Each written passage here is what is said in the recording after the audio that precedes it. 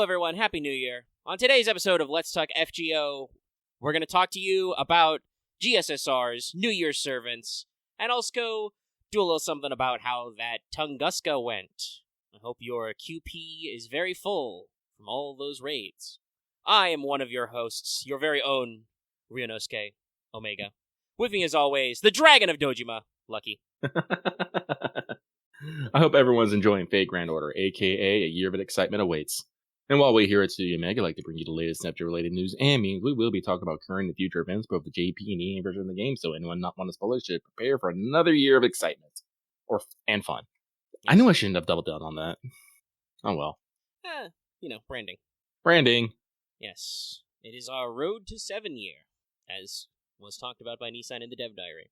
It is really going to be a full year. Yep. It is indeed a full year. There's going to be a secret spicy, unplanned for extra thing in the middle there. Well, unplanned for by us. So do look forward to Traum. Charlie. Deep vibrations. But more on that later. I am kind of glad that we did at least set that up. But we have so much to talk about. And we can talk about these things because of the support of our lovely patrons like Avatar, Blacklist OG, Call Me Zed, Carlos, Dragon, Flight Cyber, Jeremy Vasquez, JDV9000, Justin DeFay, Starlight, Legendary Boss Hunter, Liam Kessler, Regent Raptor, Rise of Kenji, Rogue Robyn, Chavo, Sean Pryor, some guy named Bob, and Baron the Crow. If you like what we do, want to see us do more, consider supporting us on Patreon. Get access to episodes early and more, such as, at that level, getting a on-air shout-out and joining us in the patron chat for recording mostly every week. It is a new year, so it is a wonderful time to lock in an annual membership. You can support our lowest patron tier for as little as $10-ish a year. It's like $10.80, I think, with the annual discount. Anyway, $10 for a whole year of things. More on that much later. But that means it's time to run through our regularly scheduled programming, as we have a few things to catch up on. Let's check in with everybody's favorite Kohai, Mash. Senpai, 起きてください. I'm pretty sure that audio clip comes from a New Year's stream. Anyway, wake the fuck up, Senpai, regular pro tips. Woo. I've got a twofer for you. One was a preemptive warning for last time, but is still valid now, and one is actually, new for this month. First of all, at New Year's, specifically as a result of the going through the epilogue as well, we've unlocked Grailcasting. It's in DaVinci's shop. We'll talk more about the specifics later, but it lets you turn extra servant coins into Grails. So, if you haven't been doing your FP runs, get ready for a little bit of a rumble, as your coins will turn directly into Grails with a certain amount of exchange rate. So get your FP rolls going. You will want dem coins. But also, we've got a reveal on what our January monthly items will be. We're still on 3. I don't remember when we do the switch to 5. But it's Rainbow Yarn, Night Metals, and Dragon Fangs. We appreciate all of these. I thought my item would be Rainbow Yarn, but then I noticed that I actually do not have a lot of Night Metals left. I think I was at like 100 when the month started. Oof. I believe some fairy knights may have stolen a few of them. I can believe that, yes. Now I'm just picturing Bargus covered in night metals like they're the purity seals from Warhammer 40k. I stick extra metals to her. I mean, I just do that anyway. So, Bargus, you woke up to this morning? Have a medal. Yeah. That's actually very relevant, because that means it's time for Records from the Throne, our regular achievement topic. There's many things you want to hear here, because we've got, post-game carnage on raids in the Tunguska event, but also New Year, new banners. So I will start. First of all, this happened kind of concurrently with raids, but speaking of Bargust, my anchor, my rock, Grail to 90. If I had more copies, I think mine's only like NP3. I might consider going even further beyond on stuff, but I probably want the app-end skills first. But Bargus last slot did a lot of work during the event, so I was like, this girl needs more levels. Now, during the raid sequence, I did not actually hit any new Bond 10s. I think I did a few less raids. I did not make it all the way to 100 runs. But I did get Mash to 8, finally. She was at like 7 when this started. And I racked up a lot of Saint Courts from the 6 to 9 area. I'm pretty sure my Melusine was like Bond 5 when this started. I think she's now Bond 8. So, like, I schmooved. It's just my levels didn't line up for the 10 level. Still, Bond Courts, good, thumbs up. Probably talking more about the strategy stuff in the, the final thoughts. But yeah. I definitely had to, like, scrimblow and struggle with my strategy a little on the final raid, because it would have been much more optimal if my Melusine was NP2. She's only NP1, so there were some face cards involved. That gets a little weird sometimes, but we made it work. But moving on to the stuff that you want to know, I advertised this several days beforehand in our Discord, link in the description, but I rolled Extra Buster on the GSSR, and I did get Bontoria on my GSSR. Not my preferred pull. I would not have minded the Mothman situation, but she is new. Didn't have one of those. We're good. Also, her smile is protected. Let's go. So for me, I do believe I got a bit more into gains from the Tunguska raid. From Beast 4. I don't exactly remember my exact number, but I know I did over 150 runs of Beast 4. I did a lot. Yeah, I knew you cleared 3 digits. Yeah. So with that, I was able to get regular comma to Bond 10. I got Tamamo to Bond 13. With others getting close, my setup was a little jank. It was actually I did the second tier, and it was a 4-turn run. I fought Beast 4 with 2 commas. It was actually quite hilarious, in my personal opinion, I should say.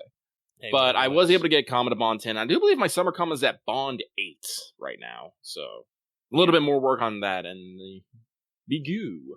If you want to know, for the GSSR, I did run single target quick because I need more comma levels. I did not get a comma. I now have an MP2 made alter, which is not the worst. I did not hate it. I mean, there was an MHX in that banner, and I've gotten spooked with her on the GSSR before, so I'm just all like, that is one of the banners that I could absolutely not touch because I would be afraid of the NP4 MHX. Just like, nope, can't do that. Just vibrating in it. But so I'll take it. I will take it.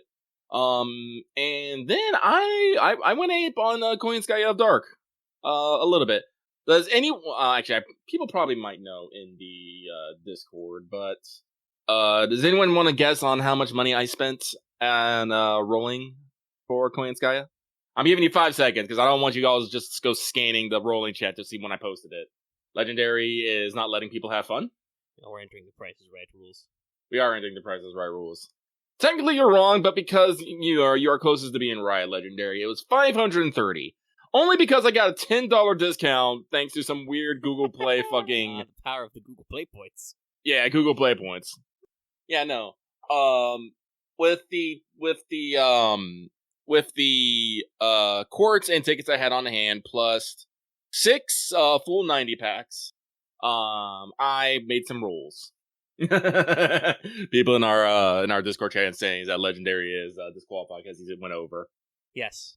Price is Right rules are closed without going over. And actually, believe it or not, it was actually what I would call a very interesting rolling situation. So, I'm going to lay out what I got fully, okay?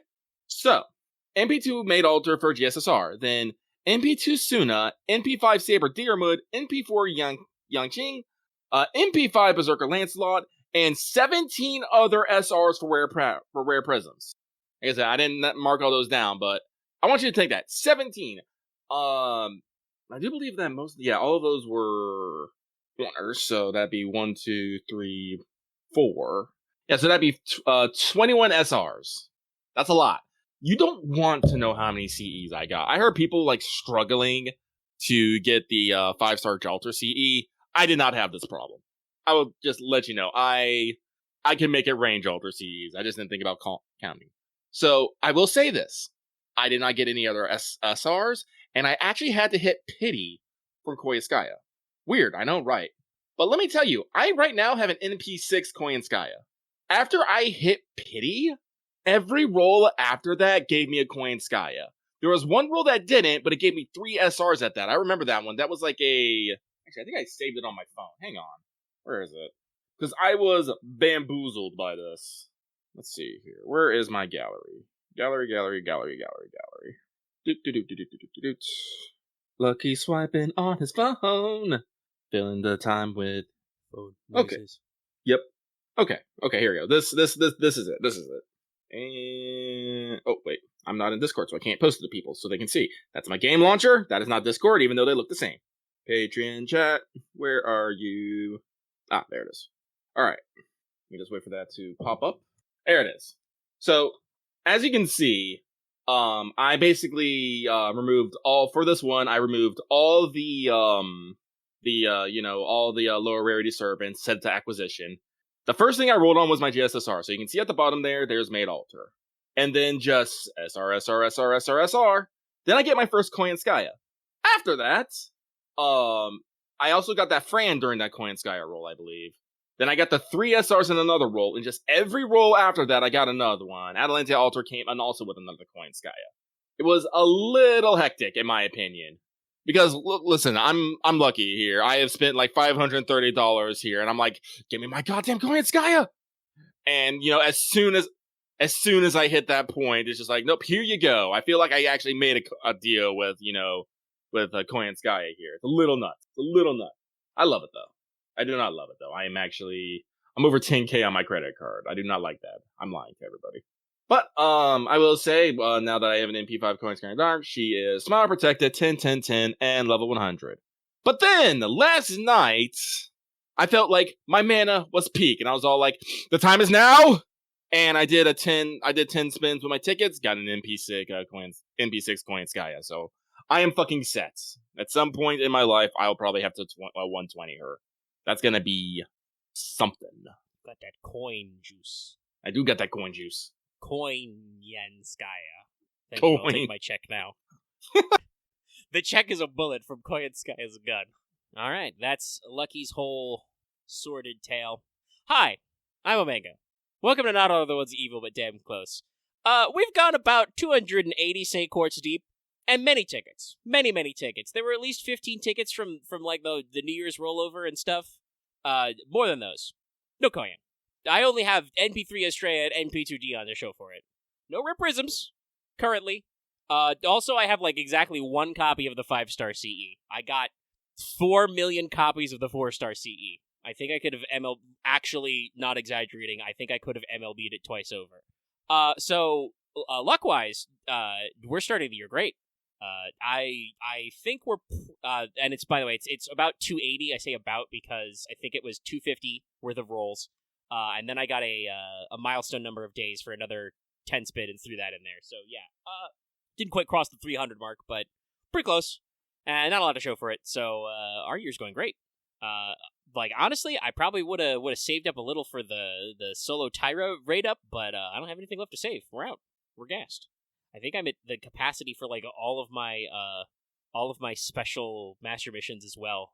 Like, I think the one with the free quest is like the last tier that I don't even know if there are enough free quests unless I unlock one more somewhere. So yeah, that's me. But that means it's time to ask you: did you finish your master missions? I hope you finished your master missions last week, because we weren't here. I'm giving a big strike through. But this week's master missions are defeat 5 divine enemies, defeat 15 Earth attribute enemies, defeat 20 enemies, and then 40 enemies. This doesn't include servants or certain story bosses. And then get 2 gems or statues through drops, or get 4 gems or statues through drops. So yeah, just do stuff. Honestly, you'll probably catch most of these trying to do your panel missions. But yeah, that's where we're at. That means, kids, it's time to talk about Skelegrams. Because, gosh, there's a lot of those. So, we start, technically all of this is in the past so far, except for a couple of future announcements, but we start literally in the previous year. As the satellite station Kyoto event happened, there was a little stream, there was a login to get a commemorative C and some apples for that. They gave you 16 sacred for the stream in JP. And they also pre-revealed several of the New Year's events then, so they gave you plenty of time to plan out your GSSR.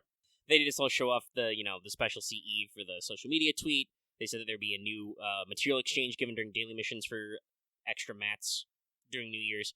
And the whopping 29 GSSR categories. I'm actually personally happy that they explained all of this ahead of time before they did their specific, New Year's TV broadcast, because this is a doozy.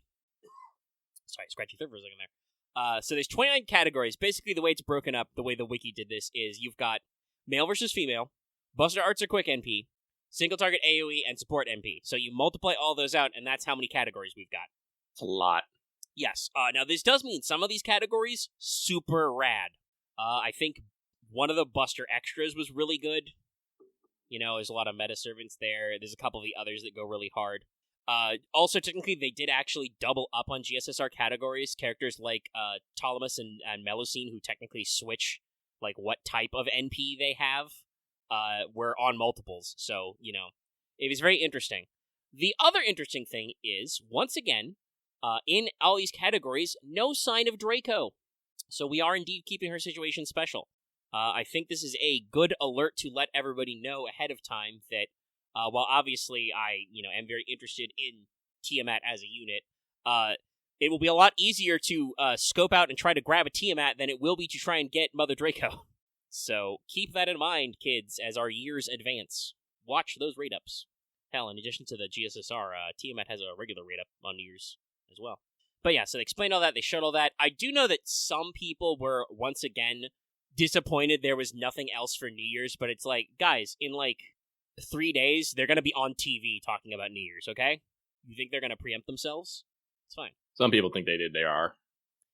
People have weird expectations. In my many years of experience with FGO, I've never truly felt any other franchise that is quite like the microcosm of the "it's so over, we're so back." I'm pretty sure somebody posted a long time ago a yin yang of those images in our Discord, and I'm like, yeah, that's the FGO community. It's wild how we can ping pong from oh man, dude, it's fucking over. This game's dead. There's nothing going on. To holy shit, number 2 on the App Store, number 1. I think the other one I just seen is the one that says that's just the flowchart circle of it's so over, it's over, we're back. Yeah. It's so over, we're so back, it's over. And I'm just the it's like the Carson, the cycle of crab, but it's over. And this is another good one. Legendary just posted a GIF of duck Bugs and rabbit. Yeah, we're back. It's over. We're back. It's over. Yeah, that's fate. I don't know why I guess it's because the highs are so high, but there are some dead periods.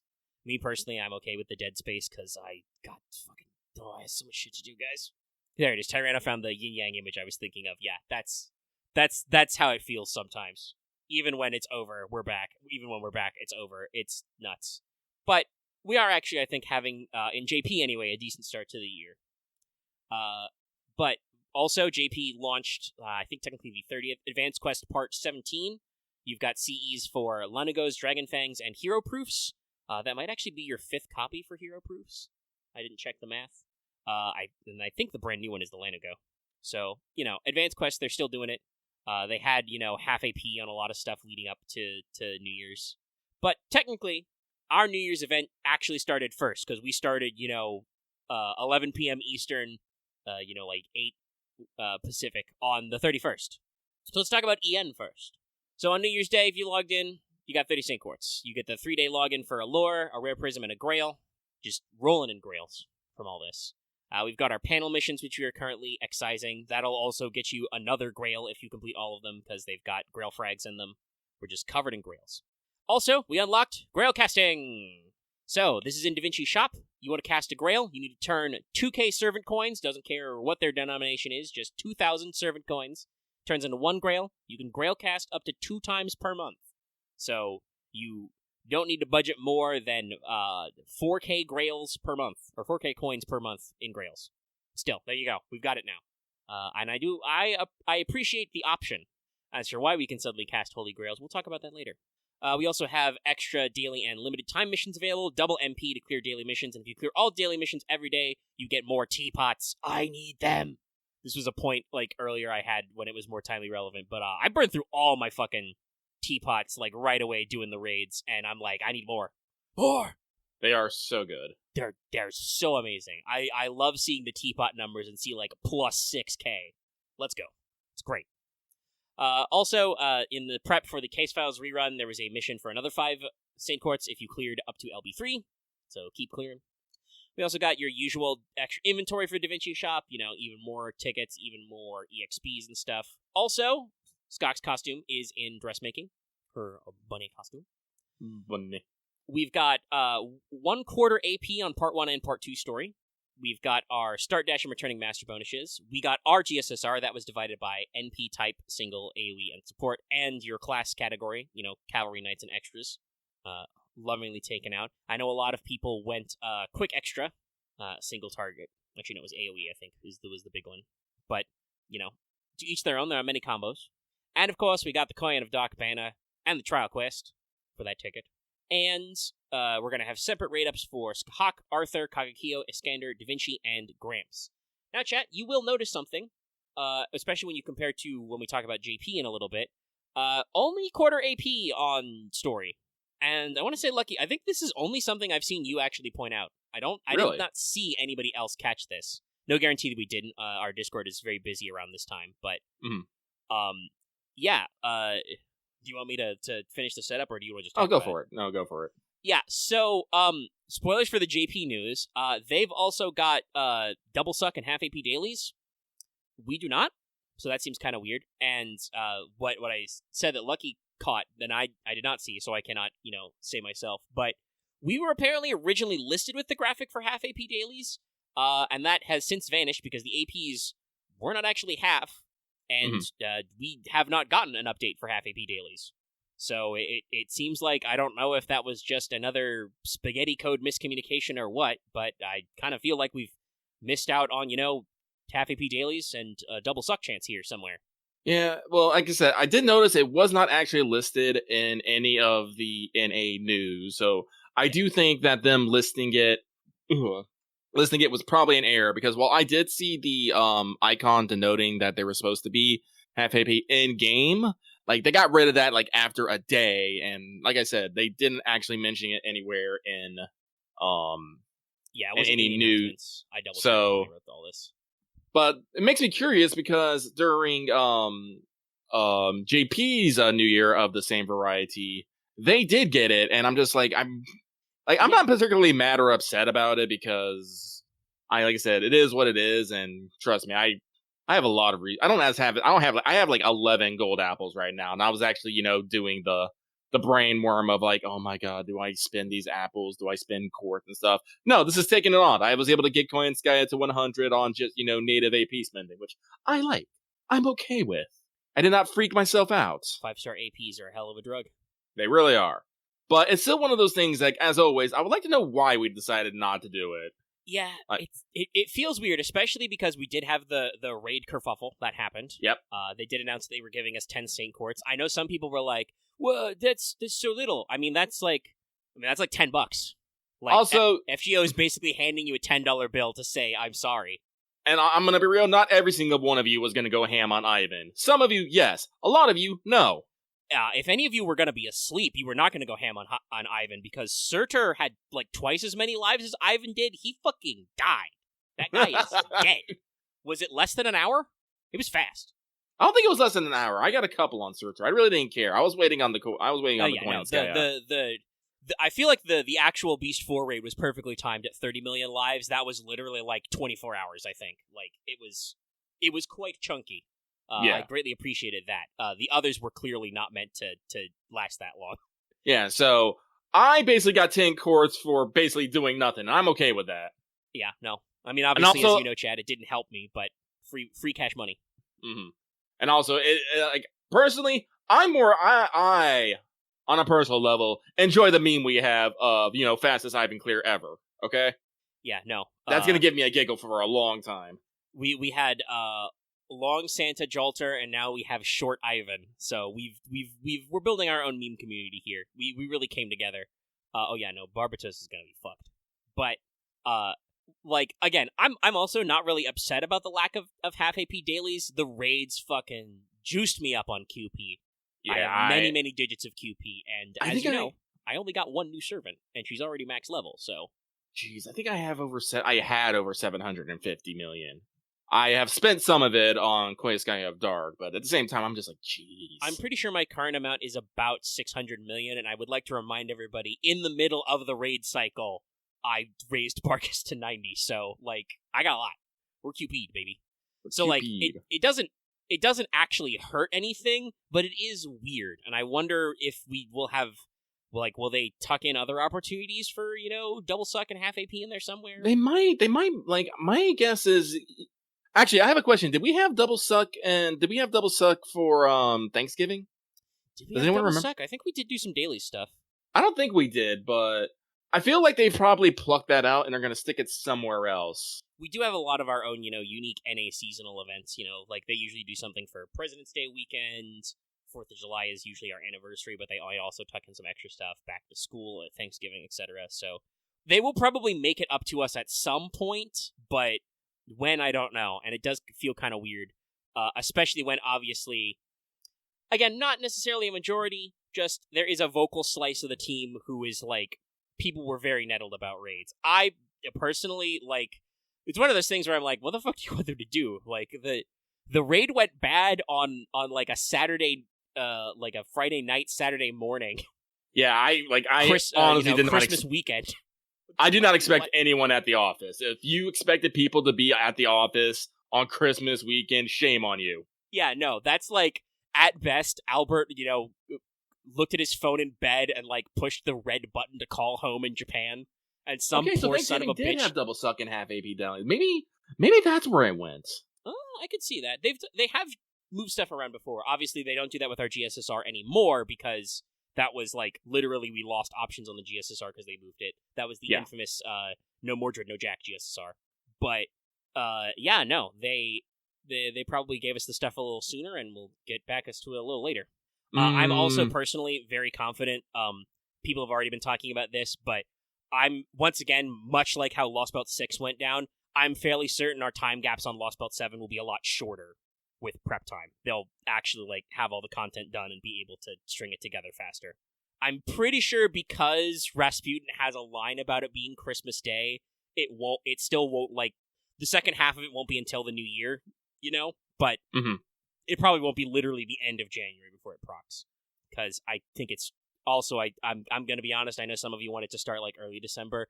Rasputin wishing us Merry Christmas is fucking hilarious. He only does it on that day, too. Like, I think his dialogue changes if you do it any other time than when it dropped. So, like, nah, that's perfect. We need that shit. But yeah, so we're caught up and everything, and it's an alright start. Conan Dark's cool. I had a lot of fun designing that Wanted. You should all check it out. But who am I kidding? You checked it out. That video was number one for. I mean, I'm pretty sure it's still our number one latest video. But, like, big ups. Yeah, that one's been out technically less than a week and has almost crossed 600 views, which is where some Wanteds have struggled to get. Poor Taigang Wong's only at, like, 330. So you were watching. You know what's up. I appreciate the watching. But yeah, so also Ian. Well, I mean, we'll talk more about the story stuff, but on the 31st, we did also get the Tunguska, epilogue prologue thing, and if you complete that, you will obtain the new Decisive Battle Mystic Code, the Plug Suit 2. So, Decisive Battle that we're getting... Oh, God, I find it really weird to get something called the Decisive Battle one, and we're still a year out. Yes, the Decisive Battle will not occur yet. We've got an extra battle in there. I mean, I'm pretty sure we'll be wearing that Mystic Code when we do the Decisive Battle, but yeah, it's a little... The timing's very funny. But alright, let's talk about JP's New Year's. Firing on the 1st for them, going until the 10th as well. So, leading up to the New Year's broadcast, they had half AP on free quest, rank up, interludes, and advanced quests. Basically, the, like, hey, we know that, our current event ended and there's nothing new to do, but just kill some time for 3 days. They've also got the 30 Sync-Quartz to log in, and the Lore, RP, and Grail logins for the several days. They've got the, new CE reward, the QP. We both hit our social media goals for that extra QP as well. They've got panel missions, all that jazz. They are rerunning the New Year's Mystic Code that premiered last year, so it's in the RP shop to catch up. Also, there's bonus DaVinci Shop inventory, and also they're refunding RP on previous New Year's CEs that you could unlock. Apparently, those are just going to the Mana Prism shop now, so if you used RP to unlock them previously, you get your rare prisms back. They are doing half AP Bleached Earth quests, and also half AP dailies and all embers open, and you've got double suck chance and 0 AP on all core main story content. That's part 1, part 2, and the Paper Moon. That's right, Paper Moon's been out technically less than a year, and they are already hitting 0 AP. We would like you to clear content. So all that stuff caught up if you are not caught up on story. Plenty of time to be scooching. Also, oh, actually, yeah, did I forget that note? Or did I not read it? I probably just pay too much attention because it doesn't matter to us. But JP is also doing a Start Dash and Returning Master renewal. We're doing that over here as well. We got exactly one quality of life, which is very funny, but also is kind of good. In JP, no longer are servant attributes hidden. They are now listed in their profile. Oh, thank God. Yes, previously I believe these were literally called hidden attributes. We decided in JP that was too much of a pain in the ass. They're no longer hidden. Please, Mr. Nissan, move this up. It's very silly that they're hidden because it's such a core mechanic, but yeah. It really is. I mean, I get in, like, part 1 it being hidden. Like, there was actually some mechanic stuff. Like, for instance, Star Attribute Servants were actually good against Gatia and Time Temple stuff. But it is weird. It was a weird thing. It's a weird mechanic that we know a lot about, and they're just going to list them. So, hey, we can actually get some more information. Maybe someday we can actually get the percentages of our skills listed in-app, too. That'd be very nice. But we also got banners. The New Year's banner servant is another Japanese SSR Saber. It's Yamato Takeru. We kind of broke ranks with Rasputin, but we're back on it. Yeah, we're in it. You know, our moves are JP focused or story focused. So we got Koyan of Dark and Rasputin. Though I will argue that at least at this point, it seems like Koyan of Dark is more like almost like archetype Earth. Like it's just like she's a cool milestone celebration than necessarily super involved in the plot. Nah, it's definitely just. Well, this is actually in her like profile and development notes. The reason why we have 2 Koyans is because Takeuchi, as the art director, was like overseeing them and was like, "We have too many good designs. What if we did 2?" And then just he basically looked at all the Ascension arts that Wadarko had drawn and went, "These are all good. This one takes half, this one takes the other half," and told Wadarko to draw some more arts to fill in the gaps. So, hey, whatever works, baby. But yes, all I have to say is based. Yes, is here. And again, I think I talked about this a little off mic before we got started, but I know some people are a little upset, and I can understand, like, if you're trying to go, like, completely blind on Samurai Remnant, yeah, 3 months is a little short, but Fate's ability to hide character names is always, like, very self-contradictory, right? Like, sometimes we try really, really hard to hide names, and sometimes we don't. In FGO, we tried that with Epic of Remnant, and generally I feel like a lot of people don't like how that worked out, both the writers and the audience, because it meant that certain EOR servants either had to be, like, really weird cameos with their names obscured, or were just not used. Yeah, no, I don't think a lot of people really like the true name reveal system. Yeah. Hell, they did it again for fucking LB6, and it was, like, super redundant. I mean, it mechanically, there's a reason for it, like, in the narrative, but otherwise it's just, like, why did we even bother with the true name reveal slides? It's like, you know this again. But yeah, I do think, though, that, the game has been out and publicized for about 3 months, and this is definitely not the spiciest reveal. Also, hey, if you're not caught up on Samurai Remnant, I've seen the new character collage image. We got another one of those guys. You better buckle the fuck up, because everybody's pretty sure there's another one coming. Lucky, have you seen this art comparison? I have not. Okay, chat, can you find it for me? What is it exactly? So, they posted they did the thing we've been doing for several years now. They posted an image of upcoming servants. We also got this in NA. It was in the dev diary. Let me see if I can grab that image. But people have been tracing the outlines as always, and one of the outlines very clearly conforms to a key art of a character that is a spoiler art from Samurai Remnant. Ah, okay. Okay. No, I've seen this. I have seen this. Yes, you have seen this. Okay, yeah. So you know. Well, also, I've also seen people doing a bunch of people doing like their own, like this is like this is what the legs are, the arms, wings, and stuff. So I was just like, I don't pay it that much attention. I'm more than happy just to wait for them to come out than dissecting the silhouettes. One of the silhouettes is like. If you know, you know. One of the silhouettes involves what looks very much like a smoking sword. That's like a real close 1-to-1 cleave for something. So that is probably going to be one of our collab servants this year. So watch out. Everyone knows the one that I really want, but there's also one that I just want for reasons. Who is going to be our Bazooka Witch this year? I'm probably going to guess it's the servant with the fairy wings. Because somebody has fairy wings in this collage, which has got everybody freaked out. But I already did the Photoshop math. It does not match the outline of Aurora, Coral, or Murian's wings. None of those are a match. Obviously, with Ascension arts, that doesn't necessarily mean anything, but it does kind of seem like if it was one of those characters, we'd probably cleave a little closer to the designs. These are almost like origami wings. Watch, we're gonna get our third Osaka Hime somehow. But we don't honestly, do like. there's a lot of fun images. Like, once again, chat, I do not have it because that's buried deep in the JP channel. But if somebody has the image and can grab it for me so I can study it closer, there's a lot of stuff. Most of them tend towards the front half of the year, but they are not always universally. Some of them can come pretty late. Like, I think Brito Mart's silhouette was in one of those collages. She was right at the end of the year. This is the version of people, like, doing some doodles for what designs we got. There's definitely some different stuff. We do also have somebody who appears to have some kind of weird scythe hammer thing. Ooh, actually, I also see one of these arts, and I'm very concerned with the long dress.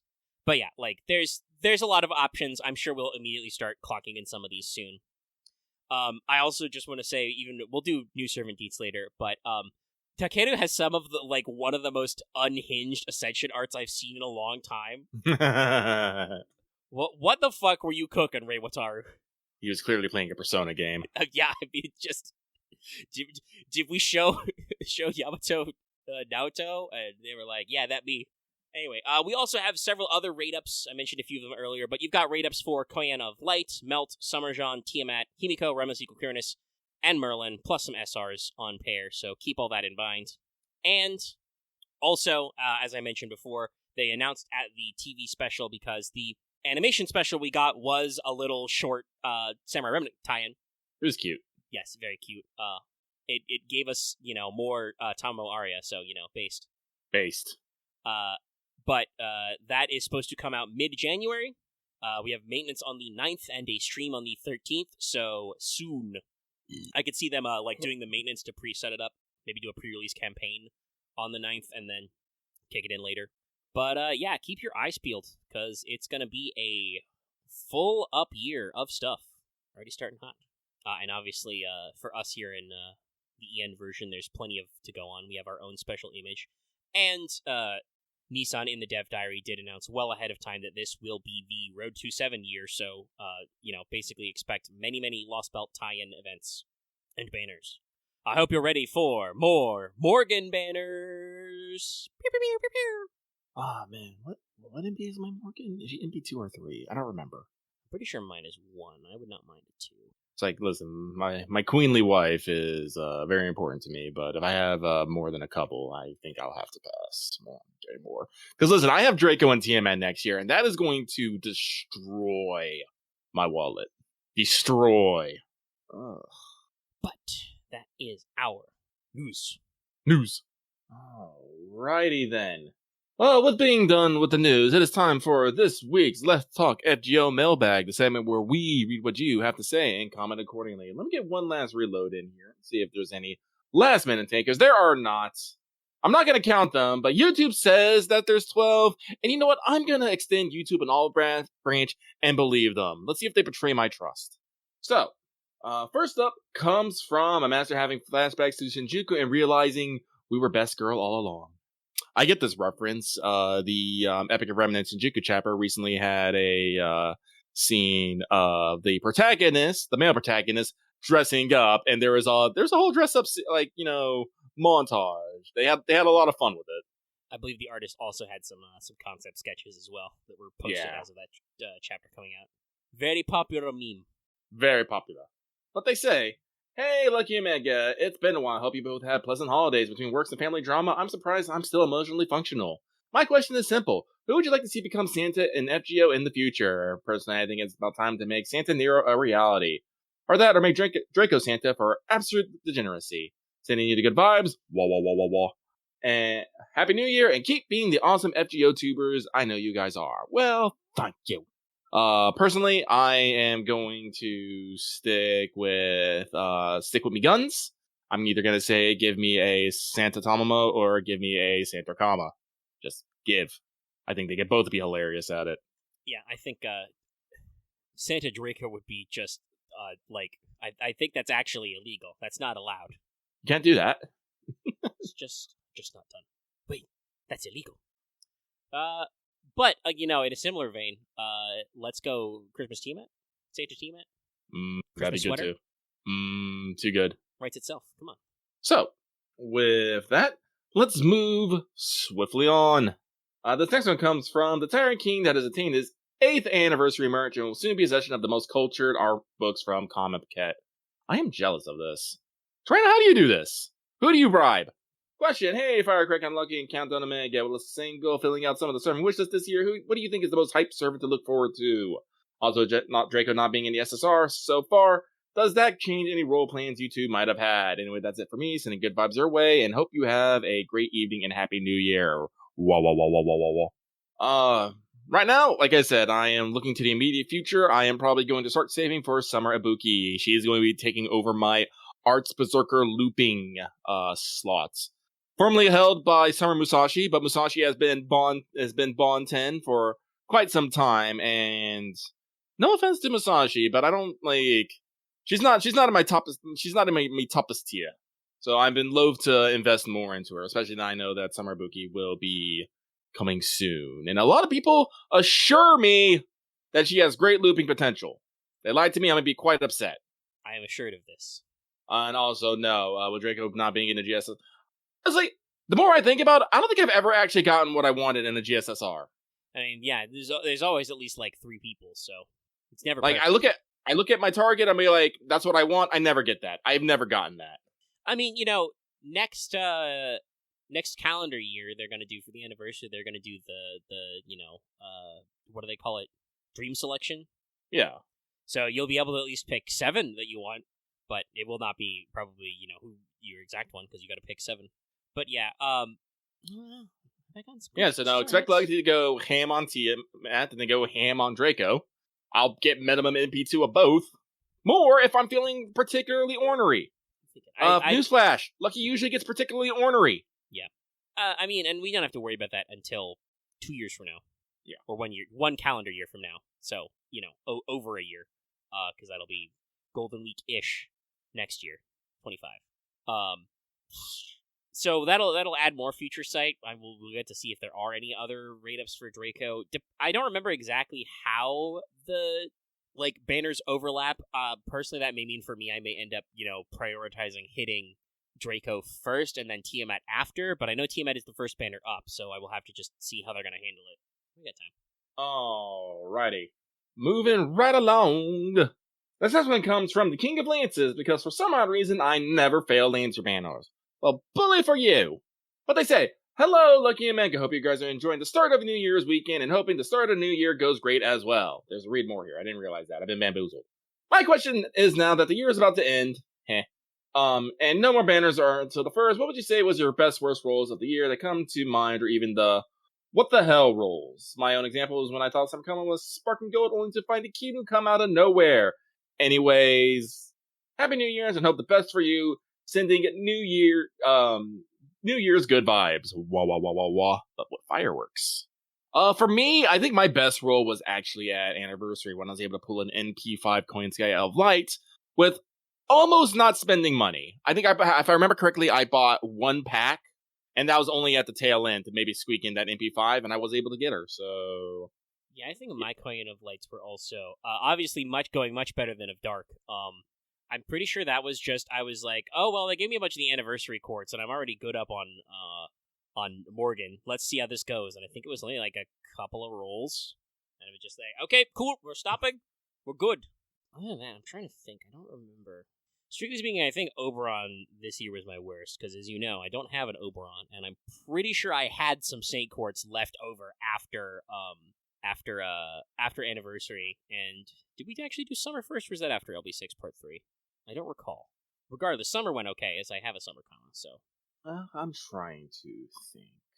Yeah, no, like, honestly, that's really the role that really sticks out to me, was my Summer Annie rolls.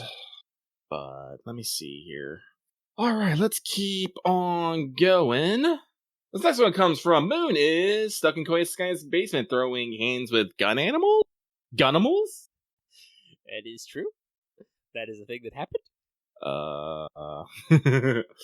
Hello there, Lucky Omega. Hope you've had a lovely Christmas with loved ones. What did you guys get for Christmas? Let's see here. What did I get? Well, let's see here. I got a few video games. I got Star Ocean, Second Story R, I don't know if I want to. Well, it is kind of it's more than a remaster, but less than a remake. Like they did a lot of extra stuff with it, but I'm excited for it. Star Ocean 2 was my first Star Ocean, so it's like I am very fond of it. I also got Digimon Story. What is the full name? Hacker's Memory, something like that. Complete Edition. I think that's what it's called. A lot of people have recommended, and I did play it for a while, and I do think it's neat. But I also did the thing where, unfortunately, I'm not sure if I'm doing the game right, so I was like, no, I have to start over now. I might not be doing it right, but let's see here. I also got several books. I have been on a super big kick of Western harems. One's particularly by William D. Arand, or his raunchy pen name, Randy Aaron. Pen names are hilarious sometimes, guys. I actually joined their Discord and joined their wiki crew. Actually, quite fun. But let's see here. So I got 2 books from there. Then what else did I get? Now I'm trying to think about it. My mom got me a new bento box and thermos. I think it's quite swell. A random ass gift, I got a set of balaclavas, because I definitely I didn't know I needed more help looking like a fucking thug, but here we go. But you'll be a warm thug. I will be a warm thug. My mom also had bought me a Tamamo figurine, because it was on my wish list, but it was that weird thing that I got, and I was like, wait, I have this one already. So I had her return that one. Oh, shoot, what else did I get? I feel like there was more to it, but I'm having trouble with it right now. It was 2 books, 2 games, the lunchbox, the balaclava, the thermos. There was something else. It is escaping me now. And now it's going to actually bug me. Was it a video game? No, it wasn't a video game. It wasn't any light novel. Wait, was it light novel? No, I'm usually pretty good. Like, when it comes to light novels, I usually just buy those myself. Wait, actually, I know what to do. Hang on. Amazon. Wish list. Because I usually keep my gifts on my wish list. I can just sort by purchase. Let me see here. Oh, that's what it was. I finally got the 3rd volume of the Monogatari light novel set. There was light novels. It was just a box set. That's why. Okay. I knew it was something. Yeah, so now I got all 3 box sets. I think that's it. I tell my mom every year, it's like, Mom, I don't really need much. I just like books and video games and Amazon gift cards. That's how I'm going to buy the raunchy shit that I really don't want you to see. I actually said that to her. She laughed. I, too, was granted gift cards and turned them into video games and books. Dear Jim Butcher, I know it took you many years. Why is the second Cinder Spires book so huge? Is it huge? Yeah. It's a hardback. It's a big boy. The big boy. I think it could hide both of the Final Fantasy VII books you got me inside it if I hollowed it out. By the way, that's another Christmas/birthday gift Omega got. Yes. It was earlier, but yes. We've mentioned it before. But yeah, I got books that were pre-turned into books. But that means I do have a very big stack of books to read. I will get to that someday. Though also, as I said, I did get myself Super Mario Wonder, and will be playing that as my evening Switch game lying in bed. Let me think here. What did I buy myself? Oh, yeah, that's right. I bought myself $120 of fucking Guilty Gear games for myself for Christmas. I'm not entirely sure why I did that, but I did. I think I don't know if I talked about this. I'm not like a big fighting game guy, but I do like a few of them. If I was to pick like a 3D fire, my favorite would be like Dead or Alive, and if I picked a 2D fire, it'd be Guilty Gear. Oh shit, my void charge ain't ready. I'm gonna die! Flee. But, yeah, no, like I bought myself, let's see here. Guilty Gear Strive, Guilty Gear, Zerd Sign, Zerd Revelator, and Zerd Rev Second. So I got most of the PlayStation 4 and 5 ones. Man, I've really been wanting to get the Dungeon Fighter and Grand Blue Fighter ones as well. I know one of the Grand Blue ones was it a monthly game on PS Plus? It might have been. It to my library. I'll have to double check. But this is also me wanting physical media. Oh yeah, it's very important. I see a lot of threads about this stuff now and then. But yeah, having your own physical copies of stuff is kind of key, because you never know. You never know. Like, I guarantee you, like, I know I can't take this with me when I die, so I'm literally gonna build, like, a vault somewhere and just be like, yes, stay here, media. Just in fucking case. You never know. It's gonna be the reverse. This is not a place of honor. It'd be like, this is a place of honor, baby. If you don't know, this is not a place of honor. It's a proposed sign for, like, nuclear waste storage facilities. Because we feel like they need to future-proof to future generations that, like, hey, you think this is a dungeon full of loot? No, it's full of radioactive waste. You'll die. Because, saying that, stuff is cursed to kill you has literally never stopped us. So we know that future humans will also be like, nah, I won't die. Nah, I'd win. Nah, it is like that, unfortunately. This is the problem. The pharaohs needed to keep, spent uranium fuel rods in their tombs. That had to really show us. I mean, they did try to booby trap it. But there were a couple of booby traps. Oh, excuse me. So, let's keep moving on. This next one comes from Castoria fan does not find MP gain down pleasant. I bet a lot of people didn't. No, none of those debuffs were very fun. Actually, fun fact, a lot of my strategy for getting Summer Kama to loop was getting slapped. Just with, like, evade or invincibility, since you would still gain MP from getting hit. Yeah, you get a lot. And Avengers do have extra on-hit NP gain. Yeah. That works. That was sometimes how I did my setups. Like, honestly, the more I think about it, Summer Kama was oddly based in the fight. She wasn't the bestest. I'm pretty sure if I had, like, sat down and watched, like, one of the 800 fucking how to beat, Beast 4 videos that were coming out. It is Guys, the actual raid was not the raid. The actual, like, the final fight was actually kind of complex. I did have to use seals. Yeah. The raid levels, not so much. You just adjusted what you need. But there were some bad debuffs in there. Mm-hmm.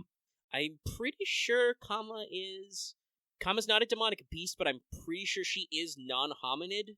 I don't know.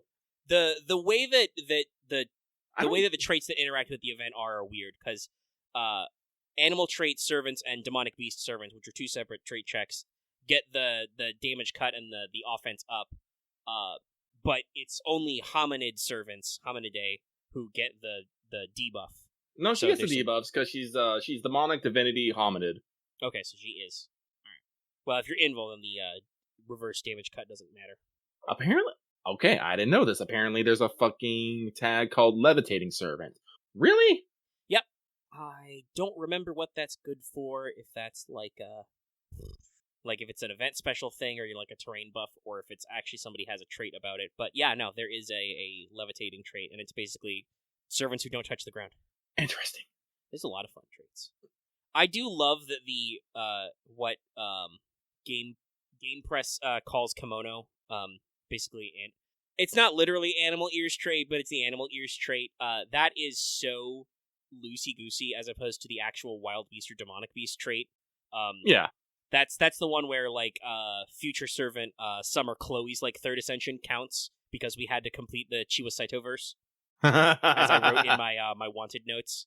So yes, by the way, Summer Chloe does combo with Koyan of Dark. It's like Summer Ilya's child trait, where we asked Ilya, do you think this person is a child? Sometimes Ilya is not correct. Well, she is like a 5th grader. True. The brand new one they added, the group servant one, is very funny as well. But this person says, Happy Holidays. I hope the New Year's is one full of 5 stars for everyone. I unfortunately already have failed in my 2-year attempt saving for Summer Castoria, so I said, fuck it, we ball it, and started YOLOing. I have very few banners I'm interested in next year, including all the summer ones. Here are your targets for 2024. I'm sorry, they said they weren't interested, and Omega, did you see that? I can't remember if it was in Crow General or Public, but the image of the Exarch saying Thal's balls and Lynn just going, oh! Yes, that was in Crow General. Yes, I did see it. I think I saw it on Twitter too. Yeah, no, that's just my immediate exact. Just running out of the room. Yeah, no, yeah, that's kind of how I feel. Like there's a lot I'm in there. There's a lot I'm interested in, but I'm not entirely sure how much I'll be rolling. Like I said, I honestly have to genuinely think about next year because.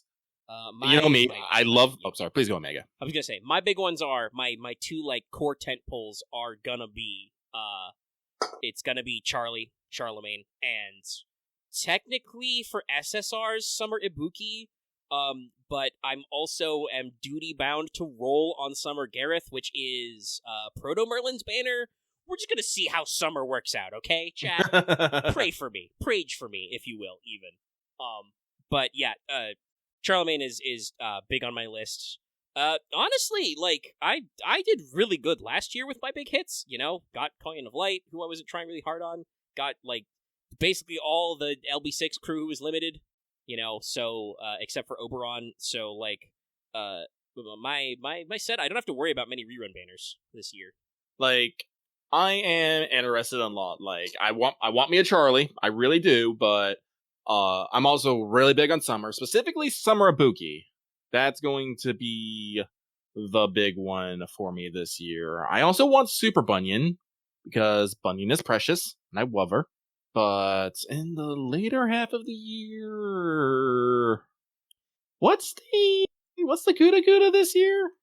Oh, that's right. Senyo T. Yes. Senyo guys, like I knew it was someone I wanted, but I couldn't think of their name. T. Also, we have I'm gonna say their name. Cool. Huh? I said Britomart is cool. Britomart is cool, but I'm trying to. Was that this year? Who was the author of Yusahime? I know it starts with a ba, but I'm like, I want to say Baiken. I'm like, nope, that's Guilty Gear Brain. Kokito Is that Bakken? this year? Yeah, that was 23, so that's not going to be this upcoming year. Okay, thank God. Doge. Bakken. I think it is again, even it doesn't work because that's it's Wan is the Japanese onomatopoeia for bark, but it is hilarious that the author of the Dog Warriors is Bakken with a long A sound. But yes, no, that should be and yeah, the new Yori, the new Minamoto. That was I believe 2023 JP. So you gotta wait till 2025. Okay, that's okay then.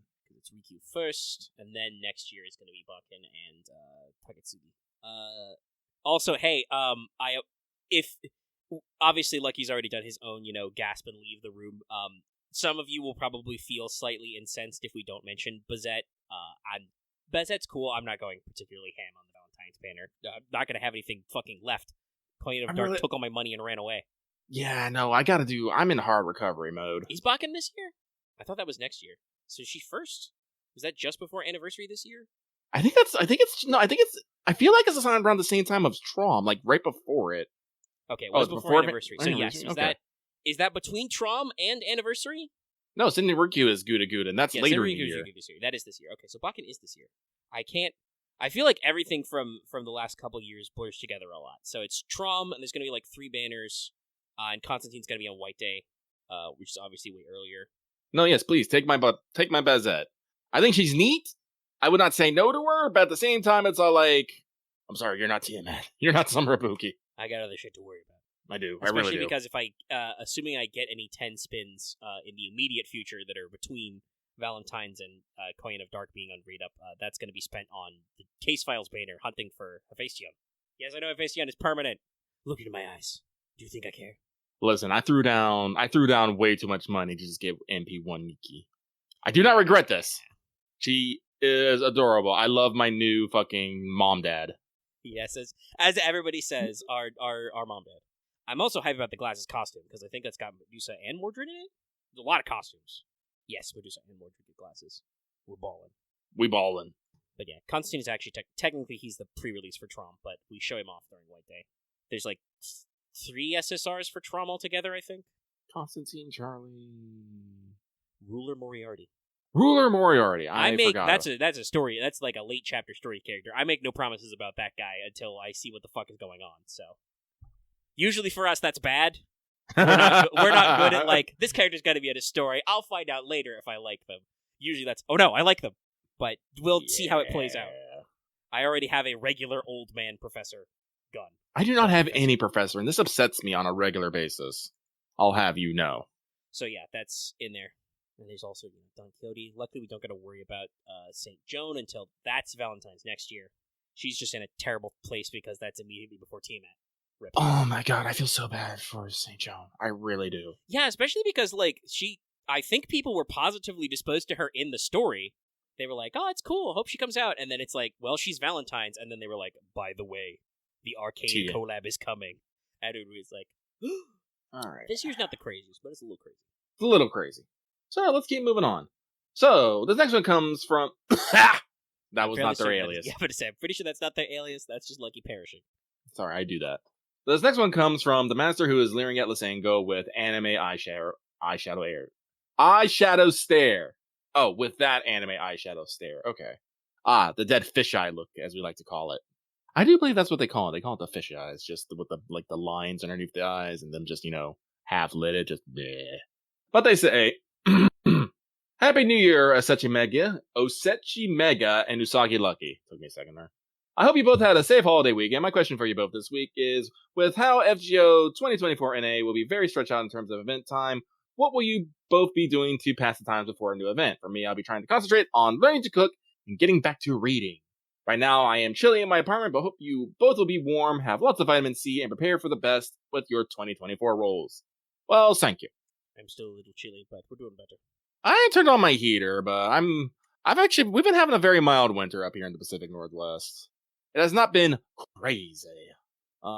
We do have, some people are saying it may snow next week. I should double check our food and water. When it snows over here in the Pacific Northwest, it's either like one of three things happen. One, it's just a little bit of snow, followed by rain. Two, a normal amount of snow. Three, Snowmageddon. There are no in-betweens. So, need to double check. Make sure I have portable batteries charging. Oh, we really should get a generator one day. But that day will probably not be this week. What as for I will be doing in between FGO events is other gacha games, and video games, and books, and watching things. I still have, I know it's going to come up later. I have still not watched Blue Eye Samurai. Other people are watching saying, this is pretty goo. I'm like, I bet it's pretty goo. Yeah, people I've just been horrible about this. I'm going to be real. I haven't been watching much of anything. I usually been catching only one or two anime episodes of a show that I'm really into a week and just been kind of. Yeah, I know you also feel like you've been dying a little bit this past week. I have been dying a little bit. So, I got to watch more things on Netflix. I did hear that the first episode of Dungeon Meshi came out, which I am excited for because I do like that manga and it's being done by Trigger. I don't think they're going full Trigger on it though, so I'm curious to see. I have consumed the first episode. We'll talk about it later. Look forward to that. Yeah, for me, I think there's going to be a lot of fucking video games this year. A lot of them. Oh, I still have some stacked up from last year I haven't worked my way through, so gonna try and be more on the ball with that and not get too sucked into power washing still. Oh my god. Listening to audiobooks while power washing is my zen place right now. It's so good. Yeah, it's a meditative experience, but also it's like, shit, dude, I need to do some stuff. I've been working on a fucking playground for 4 hours. Where did my life go? Yeah, it's like that. But I similarly am I literally have built the stack of shame, the pyramid of torment next to my bed, so I've got my backlog of books laid out. So I'm hoping to catch up on those this year and in the next few months, honestly. And then just work on video game stuff. I also have talking about, oh gee, what do you do when you're not grinding gacha games? Well, you see, there's this thing. Have you heard of the award-winning MMO Final Fantasy XIV? It's going to have a new expansion this year sometime in summer, so my personal goal is to be caught up before Dawn Trail launches. Oh, when the Fan Fest is this weekend! Yep. We are vibrating! Actually, once we get done with this, I'm probably going to go just jump into 14 and just run around screaming in Limsa. Honestly, you may find other people in Limsa doing that. I'm expecting us to get the release date for them to open pre-orders, to show the pre-order bonuses. I just shot my friendly ship. Maybe get the new trailer, get the new class. Lucky's gonna be gassed tomorrow. There's bingo cards and shit. I'm waiting. We're rolling. But yeah, no, I have a lot of games I want to just play in general. Actually, if we want to talk full on New Year's resolutions, I don't really necessarily believe in New Year's resolution as okay, this, but I am always constantly thinking about goals. This year, I definitely want to be a little bit more active on running this channel. You all know Lucky. I have a lot of ideas. None of them come to fruition ever. I have 5 or 6 projects just half done. I'm like, Lucky, you got to stop that. That's rude.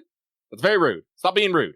So But I think that's going to be in line with me actually getting some medical help for physical and health problems I have. It's one of those things that I've been very...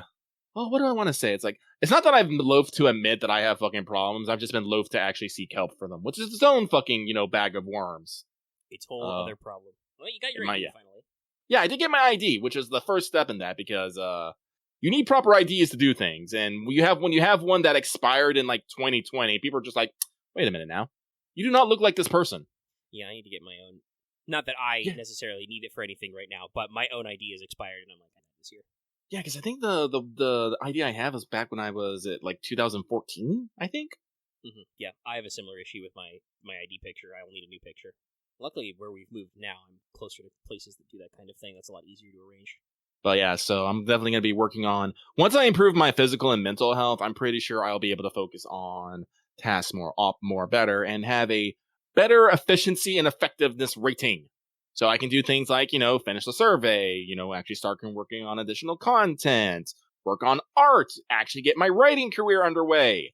Lucky has a fucking document of his fucking, not Japanese light novel, but I'm just gonna call that, So, yeah, I got plenty to do in between the FGO events. There's a lot of stuff to do. Got to get on it. This year, Guild vs. the World 2 will definitely happen. Yeah, if it doesn't start happening, fucking get on me. But it will. Like, I didn't want to try and figure out recording while we were doing extra stream for Alan Wake because we were having fun. But we were having fun. Obviously not this Saturday because of the Fan Fest, but maybe next Saturday we can start a recording. I double checked all my notes. I did actually have a few things to rewrite about Ibuki. I suspect that some people may have forgotten we talked about that because it's been a while. But I finished up like all the work on it later last year and let it kind of sit for a couple months. I think like at the start of December, I added Lucky as like an editor to that slideshow, and then I just kept forgetting to mention it when it was relevant, That's my problem. Like, I will think about something at 3 a.m. or like even at 4 o'clock in the afternoon, while Lucky's at work, and I won't say anything later. And then we get into the show, and then I'm like, shit, I've just recorded for like 3 hours with Lucky and just not talked about this thing. I do think the Guild vs. the World, though, will still be relevant because that's unrelated FGO news, but they did announce that's going to be part of their first DLC cycle for Samurai Remnant is more Gil. More Gil. And then I can start the process of waiting like 3 or 4 years to put out Guild vs. the World 3. But we got shit to do. We got shit to do. I'm still fucking writing Singularity War. We're trucking. We like Singularity. I know we talked about this, but I really do love Singularity War. Like, I feel like Singularity War is good enough to be its own fucking cyberpunk video game. Well, we bounced around a few ideas. We got some novel stuff, but yeah, it's part of why so much stuff gets done. But I do greatly appreciate how much the crew like throws themselves into hacks and settings when I start working on them. That's a lot more rewarding and a lot easier to write when people are invested in asking questions. Like when we get done here, I'm probably gonna open So I'm actually fucking. I feel like tangenting. I'm a fucking tangenter. I feel the fluff. I feel the space. So, unfortunately, if people have been wondering what happened to the Singularity AP for last week, we didn't actually get a chance to play. Aaron's workplace was a dick. They made him work holidays, even though it was clearly not on his availability, but they pulled it's the holidays excuse. And I was like, I would have... Aaron's a kinder person than I am. And so we did not get to play. Also, I feel like this is a great shame. Aaron got most of us freaking Void Crew, and we have been enjoying that. Maybe we'll talk about it later. Aaron hasn't yet been able to play with us because he's been so busy. Yeah, I'm like, nah. Like he wasn't at work last night when we played some, but he was doing something else with other people, in his social circle. So it's like, yeah, no, you gotta catch up. Yeah, I don't think Aaron has been available for a 14 stream in 2 months. He logs in on occasion, but usually he just logs in, does a little bit of stuff, and gets back out. He at least is, further along than some people in the... Well, actually, I think most people are caught up now. Arc is people not have been working streaming every week, so I'm trying, okay?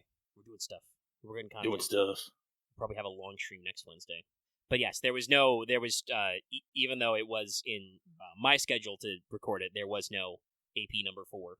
But hopefully this weekend. I mean, I am gassed. I'm super gassed. The gamers are gassed up. I say gassed up, and I grab my energy drink and shake it. It is empty. I am full of it.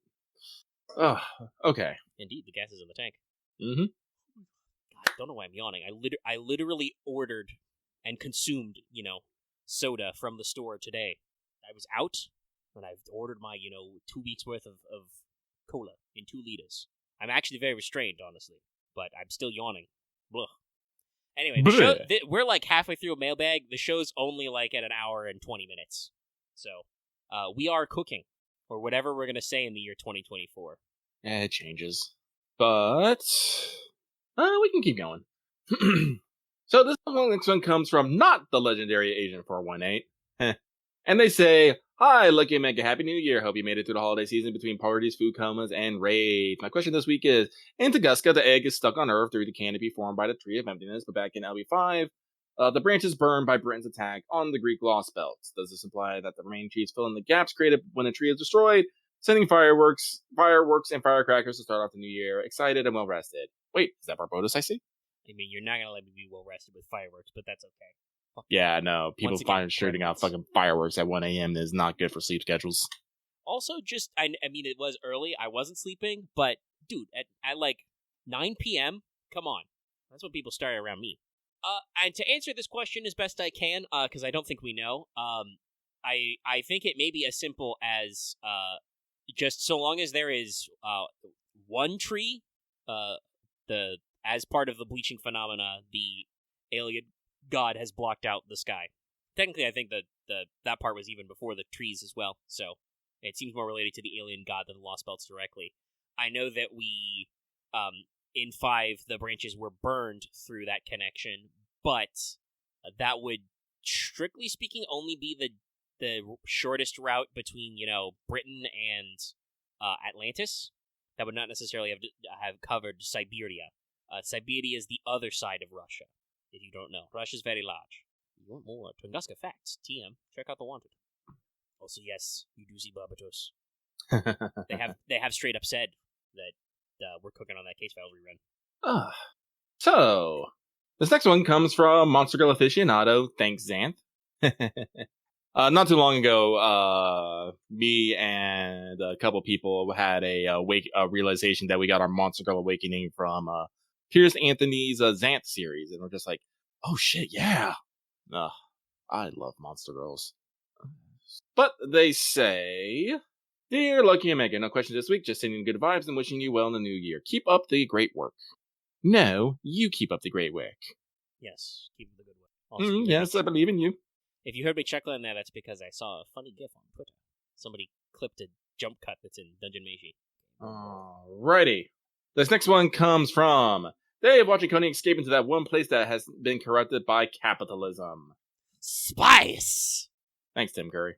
And they say, "I've always been thankful that FGO YouTube commercials are short and rarely played compared to the rest of gacha game commercials. Are there any ads that you find practically annoying?" God, I think I just find ads in general annoying. I don't think I've ever had a situation where I've wanted to buy anything I've gotten from a YouTube ad. Yeah, no, I mean, if Google and YouTube were smart, they would only hit me with trailers for video games and movies and TV and stuff. They don't do that. That's the only time the only time I've ever paused and gone, "Ooh, what's this?" is when I've realized it's a trailer for something media-wise. Even if I didn't end up watching that thing, like, they can still catch my interest. Most ads are just insufferable. The worst are ads that are like 15 seconds and unskippable, just because you don't think 15 seconds is that long, but it is. Like, that's a long time, and I'm like, "Excuse me, YouTube, I wanted to watch this thing. I may be in the middle of watching this thing," and they're like, "No, for 15 seconds you got to hear about dental implants," and I'm like, "I really don't. Yes, I'm missing a tooth. I don't need a new tooth. It's one of my back molars. I'm good, fam." But yeah, a lot of, I mean, part of it is why I think more people know that like Genshin Impact and Honkai Star Rail exists, but their YouTube ads are really bad. God, so repetitive. Knife to meet you, please stop. Yes. I've heard that so many times. Yeah, that's a bad one. I think that I didn't see them a lot, but I think Arknights and Azure Lane had some really bad ones. Yeah. Possibly they asked someone else to make them an ad, and they just did the most cheap and jank thing they could. Like, at the very least, as much as that one Honkai ad, "I'm an underworld doctor, knife to meet you," like, as annoying as that is, that's all in-game content, right? That's voice clips from the English VA and shots of the character. You're trying. I'm honestly surprised I don't get more FGO ads. FGO ads are usually pretty short. Almost always they're like either a clip of the latest event CM or just like an NP trailer. I don't know how filing a YouTube advertisement works, but like we've got some fucking old FGO ads still in circulation. I have sometimes still seen the like vanilla Saber Excalibur with like the old battle theme playing in the background shit. Like I'm pretty sure I saw that in the last 6 months sometime, and I'm like, these assets are old. Yu-Gi-Oh! Master Duel also has pretty compact internal ads. They don't need to get me. I've already put, fucking 250 hours into that game, but, like, I don't hate those ads. In general, ads are very... I don't know. I don't want to go all, nostalgia back in my day, but I do kind of feel like TV ads had to be done on a different time axis than YouTube ads, so sometimes people actually tried a little bit more. Like, they realized they had to hold your attention for, like, 30-ish seconds. And now it's just like, have 5 seconds passed? Can I skip yet? I don't know, like, this also could be just the lack of attention span people have today. I mean, it's true. I know my attention span of stuff is, like, the reason why I'm upset at the ad for being 15 seconds is because I want my content now, damn it. But, yeah, it's...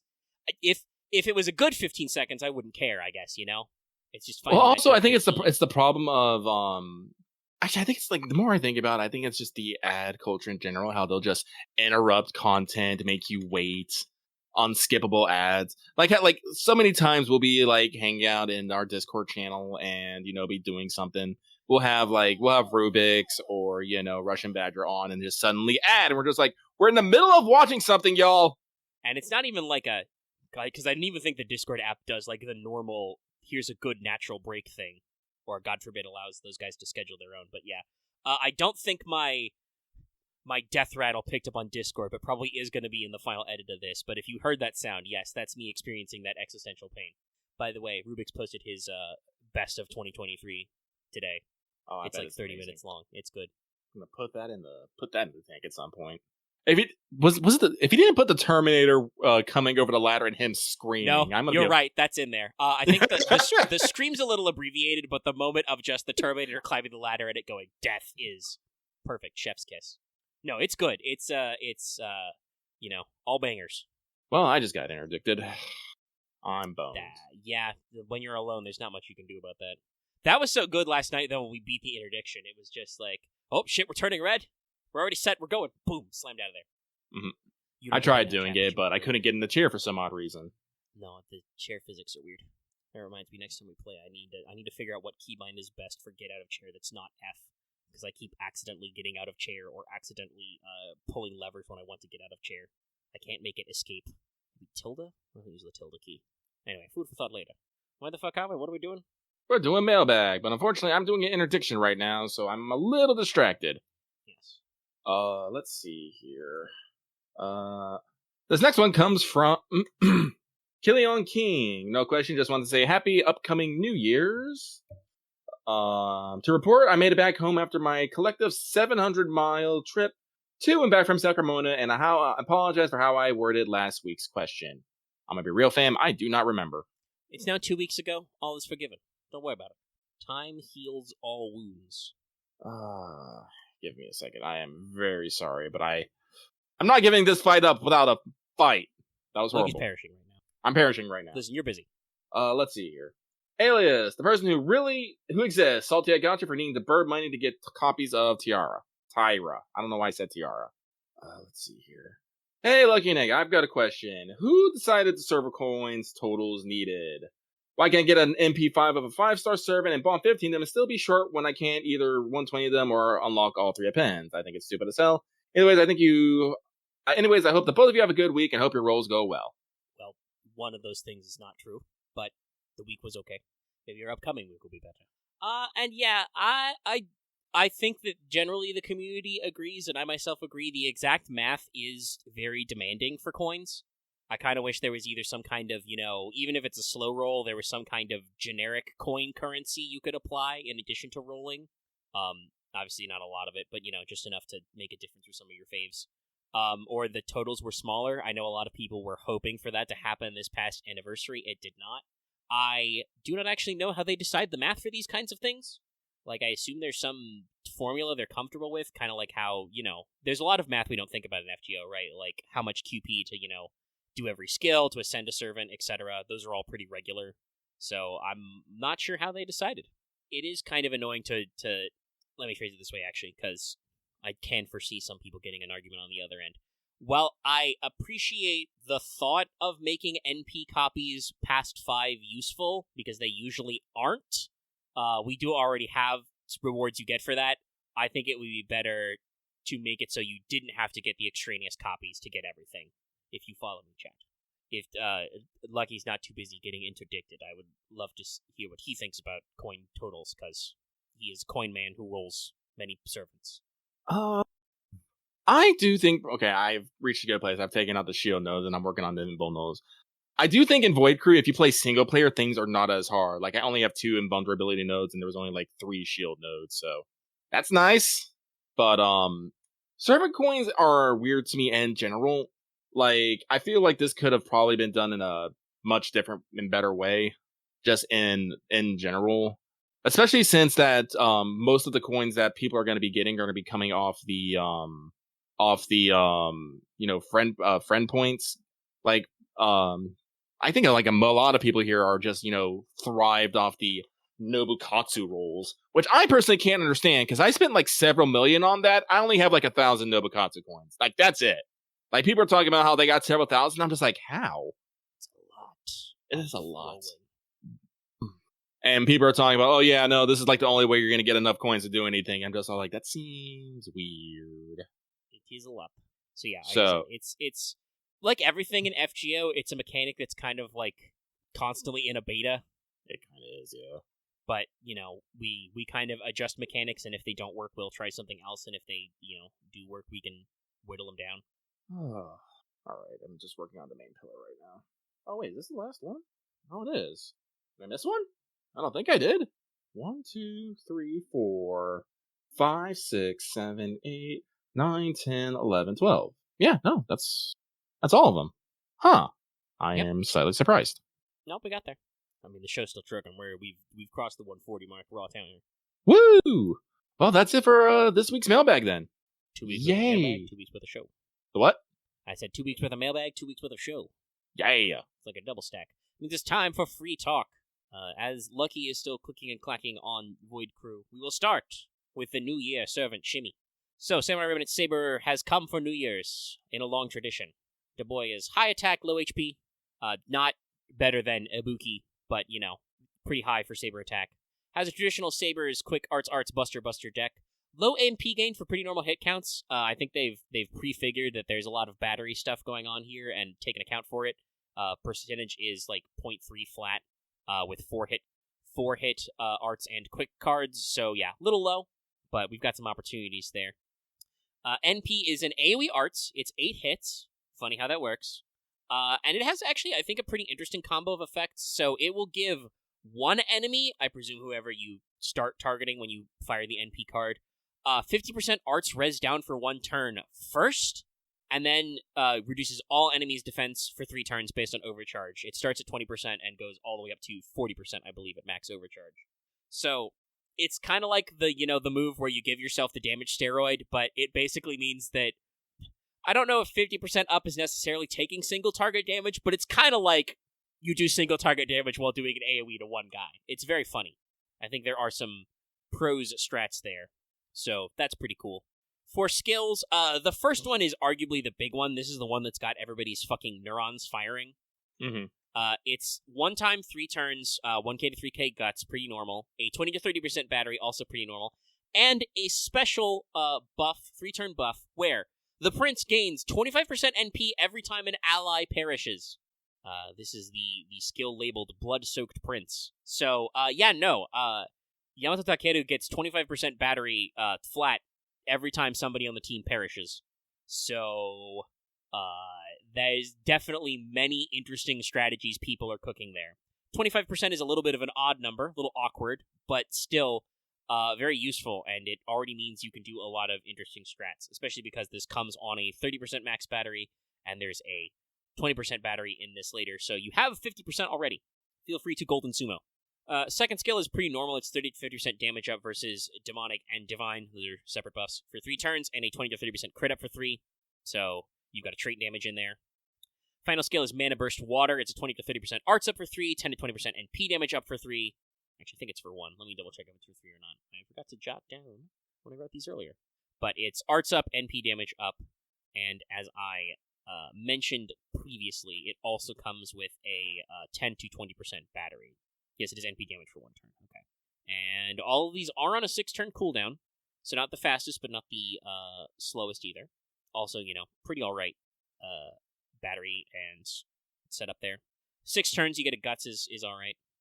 For passives, you've got Magic Resistance A, Writing A, and Divinity D. So we're stacking up for the collab a little early, but the Saber team has some new friends. This is a kit that's got, a little bit of a fun factor here. Definitely you're going to have some interesting potential future comps. Arash, Chengong. I don't know if there's a good Wombo combo with, like, Nobukatsu and Mao Nobu, but there might be, because Nobu is also good against Divine, So you have an interesting way to handle a trait strike zone. Not quite as true damagey as, say, Ibuki is, but the Divine and Demonic trait package is very common. That was literally the whole thing Tunguska was about, was that intersection, basically. That's also what Taigong Wang's niche is. So it's pretty solid, and obviously, for art support, having low personal NP gain doesn't fucking matter, because Castoria is 50% batteries, Proto Merlin is packing more batteries. Like, you don't usually need to worry about it. So it should be a fun time. I presume that when we do get that collab, they will be a bonus unit, so keep that in mind. And there's some interesting stuff there. I have already seen people predicting that a certain secret character from Samurai Ramen will be showing up and will have a suicide kit. Makes sense. Yeah, I would believe that, especially given how Nobukatsu was handled. But all in all, otherwise, it's, a perfectly normal New Year's Saber kit. You got an arts, you got some high hits, you got a lot of batteries, and you've got enough flavor for some extra stuff in there. You got a crit up, you got mana burst for arts up, for NP damage up. That 50% arts res down on one enemy is very funny. You've got a def down, which is kind of like an attack up, so you're gonna loop around. So should fit perfectly fine into arts comps. And as I mentioned before, the ascensions are pretty fun. The Ascension 1 is their normal costume in Samurai Remnant. Their third ascension is, like the juiced up one. You've even got the Kusanagi revealed. The second one is just hilarious. Rei Wataru be cooking. I guess we'll have to see how some of our other things are handled. But yeah, that means that next in my docket of things is what I called in my notes Tunguska 9 Deep Dive. Because all of the Tunguska Sanctuary has happened now. Yes, it has. I thought about going back and rereading it to do some more detailed notes, but honestly, and this is one of my critiques, story-wise, Tunguska is not really that long. It's really not. Especially when a decent number of our pips are the usual Fate-style flashbacks. They're kind of split between 2 characters, but actual plot content shouldn't be too hard to wrap. So, all in all, I don't... it's always hard to separate out, vocal majority-minority kind of a thing. In general, there are some bad vibes out there about Tunguska. Some people are definitely out here saying it's the worst. It's not the worst. Septum exists and Agartha exists. Also, we've had some, especially if we're talking about limited time events, we've had some very bare bones event stories. Yar. That, were in our first couple years, we had some, huge, almost literal nothing burgers of events.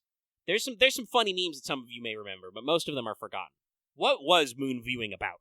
Dumplings, and getting blue saber gems mostly. Though people usually remember the one joke about the Dragon Slayers. That's a classic. But other than that, there's a lot out there.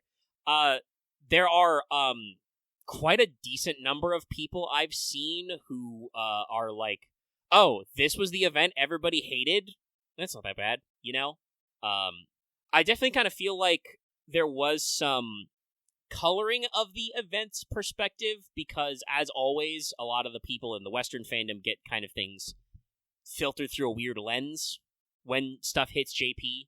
And I remember that a lot of what people were saying and thinking Tunguska was about was kind of just nonsensical.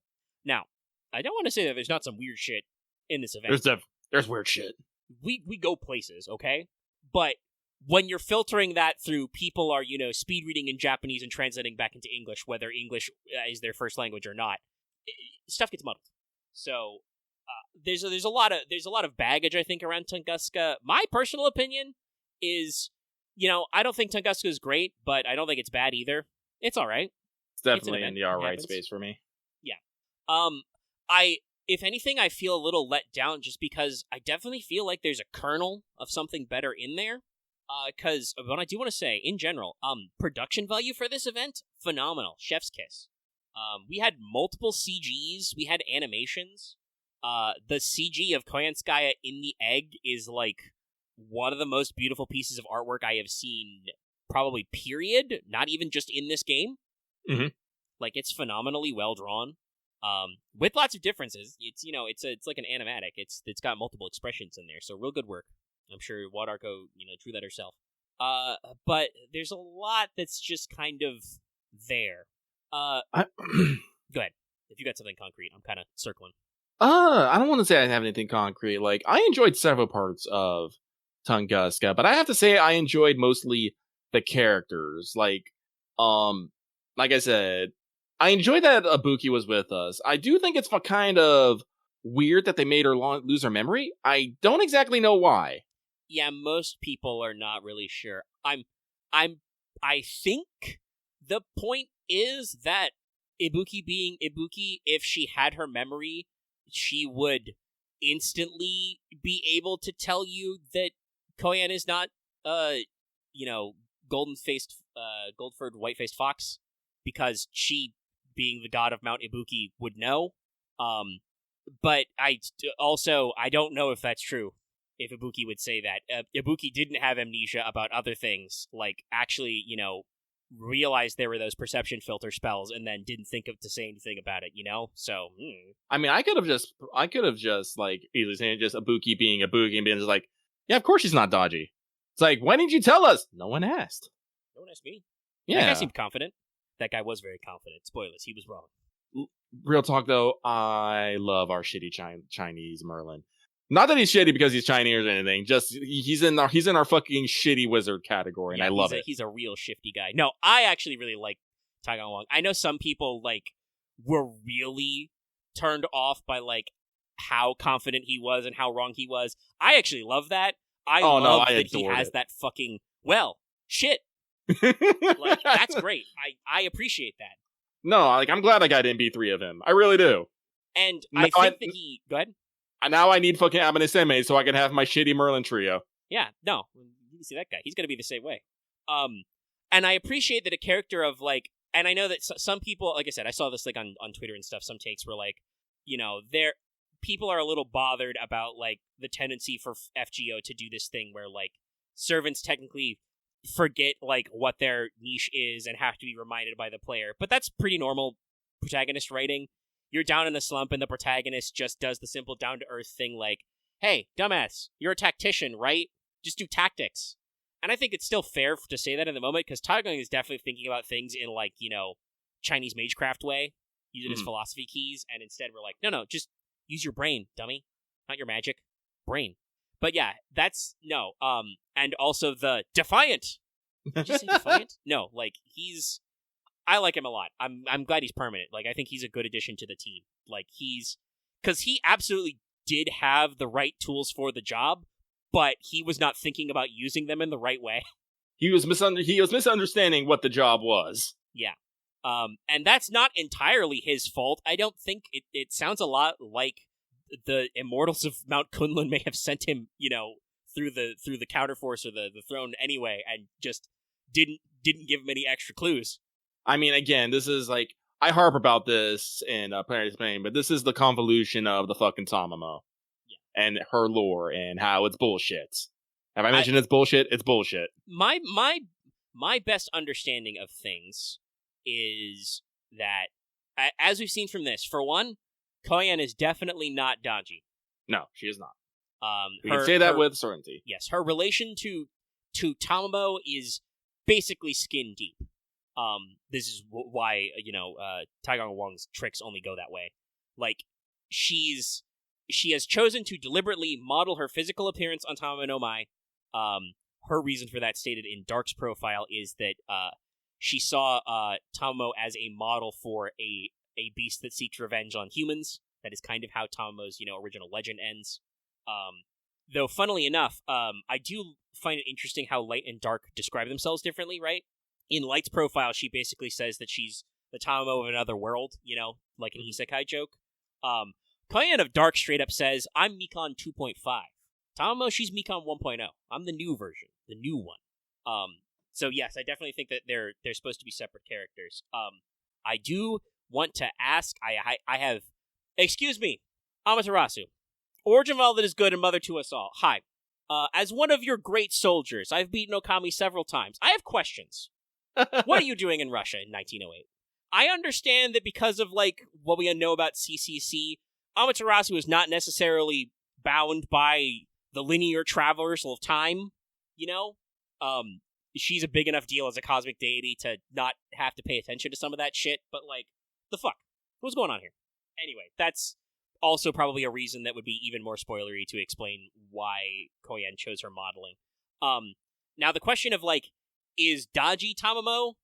Yeah, but no. I think I'm sorry. I think I posited a weird ass theory. I'd please finish your thought. I just want to. Yeah, I was going to say really quick. My best vibe to pick up on this is that similar to how Koyan claims to be a new version of Tamamo, I'm pretty sure Tamamo is a new version of Daji's spirit origin, but they are not the same people. Tamamo no Mai was born as a separate incarnation and lived her life separately from Daji, so they are not literally the same person. They may have similar spirit origins, but Tamamo is not necessarily lying when she says she's not Daji, but also Kat saying she is probably not incorrect either. Ooh, actually, that might be a good comparison, like how fairies have successors. My thought is that if a fucking meteorological phenomenon like Tunguska can be recorded on the throne, because guess what? That's what happened. Yeah. My thought is that the broad myth of a fox of calamity can be recorded on the throne. Because that's how originally Tamamo no Mai's legend came about. I know I've mentioned this before, I'll mention it again. But artists and writers basically took several very scary women and fox-related legends and wove them together. It starts with Daji in China, to Lady Kaio in India, to Bao Si back in China, then Tamamo no Mai in Japan. And I should point out, just like Taegong Wong himself, Lady Daji is a historical character. She is attested in records. She was actually, apparently that much of a freak show in real life. Listen up about Emperor Zhang and stuff. The deer pavilion and the meat garden and shit. The cat and mouse game. No, it's bad. It was so bad that later writers, when they were, writing the Investiture of the Gods and, spicing this up into a wuxia fantasy. Wait a minute. Oh, yeah? No, sorry. I just had this weird-ass thought. Isn't fucking Tamo's Cat MP based off the Tiger game? Yes, it is, actually, yeah. Yeah. Which is probably why Kat says, no, I'm Daji. Because that's what her, dazzling and napping in the sunshine is supposed to be. It's her version of the cat and mouse game. Yeah. Which is, why Kat doesn't beat the allegations. Maybe we will add Arya to this pool later, and we could grill her. What is her thoughts on this? But yeah, so definitely I do think that they are not literally the same person, but there is definitely a mythological concept of the Millennium Fox spirit, the scary fox lady, which is kind of where Tamo's going. I mean, even if this is one of the interesting things we talked about this. If we're being straight up a Nasu verse, Tamamo should actually, as a servant, should have innocent monster. Because in her actual legend, she didn't actually do anything wrong. She was just a unnamed goddess who decided to hang out with humans, and that went horribly, horribly wrong. I'm abridging it, but yes, that's the short version. I looked this up myself too. Yeah, her fox ears manifested Abe no Seimei in Nasuverse explicitly. Yes. accidentally doxed her out, and she got chased out of the palace. Saying she didn't do anything wrong is technically not 100. Damn, sorry, I don't know why my throat clamped up there. Dry throated. What if we're running the heat or something in here? Okay, I'm better now.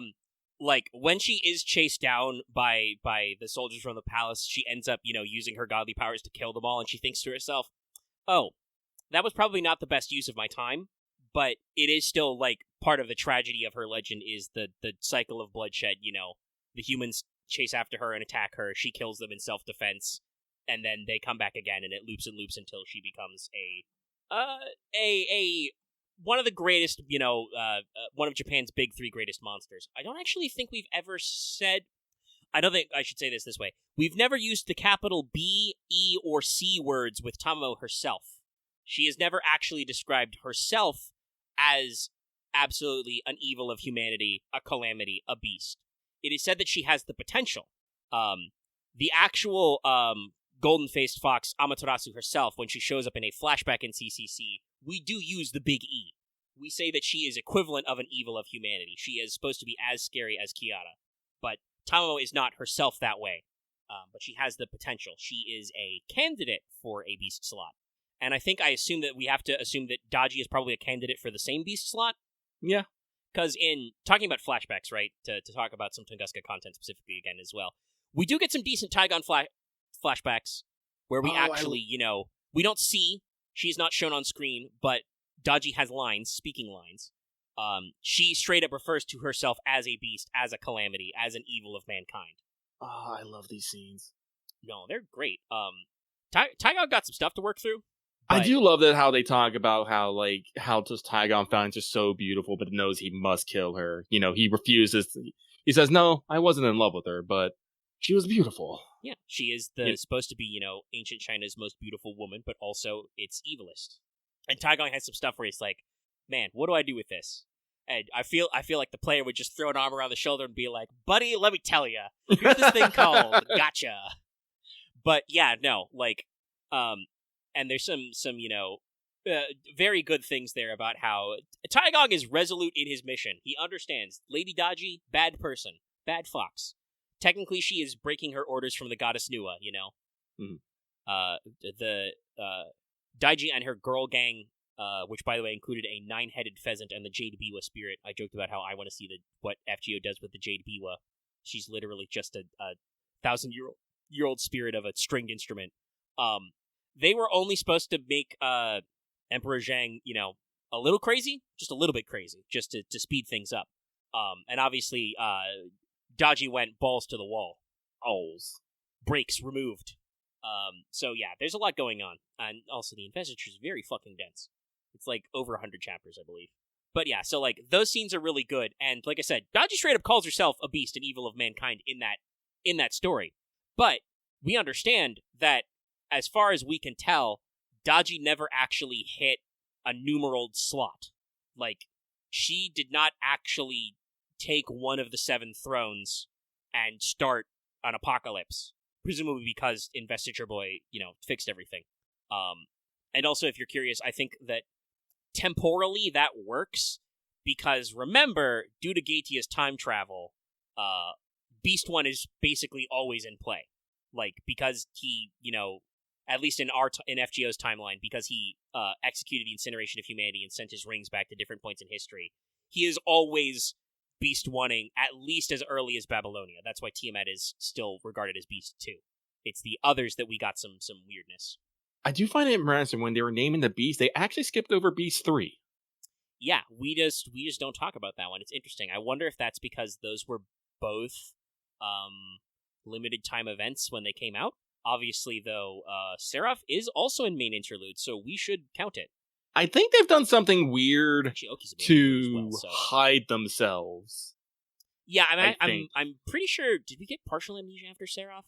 Yes, because we don't remember Kiara and Seraph. Yes. That's how she was able to hang out with us in OQ. Yes, Kiara is definitely straight up hiding her power level. Kama, I don't remember how Kama works. I think I feel like given Summer's story with Summer Kama Kama doesn't hide that she's the Demon King Mara, but I feel like we don't, razz her out for being a former beast anymore. We're just like, oh, you scamp. She is a scamp. Pat her on the head. But yeah, and also obviously, again, this is, when you talk about like, well, why, if we bottled up Beast 4, and indeed this event, it makes it very clear, because Foe Primate Murder was like, nah man, that ain't me. Here, Mash, take my tails. That opened up the slot. He was gonna be Beast 4, but he gave up all his juice. He's not Beast 4 anymore. This caused Koyanskaya to spontaneously manifest in Tunguska and be like, I don't know what, cosmic bureaucracy is in charge of the beast numbers, but it basically was like, you could be Beast 4 now. And so she set about to, like, gather her power to herself, and then our result is, because we make this deal at the end, we put her in the egg. Basically, think of it this way, chat. My best understanding of the Koyan's profiles is it's a combination of our Beast 3 buddies and also basically Qin Shi Huang, where Koyanskaya is not necessarily 100% sure that we're going to be able to keep up our end of the deal, and so two parts of herself, two alter egos of her alter ego, have basically manifested as Chaldea servants we can summon to, make sure the job is done. I also really like character-wise, I think this story really deeply delves into the inherently contradictory nature of beasts in a way that we haven't... we got a little bit of it with Tiamat, but obviously that was years and years ago, so this story is very much about how the fact that, we straight up say it in the epilogue, which I really enjoyed.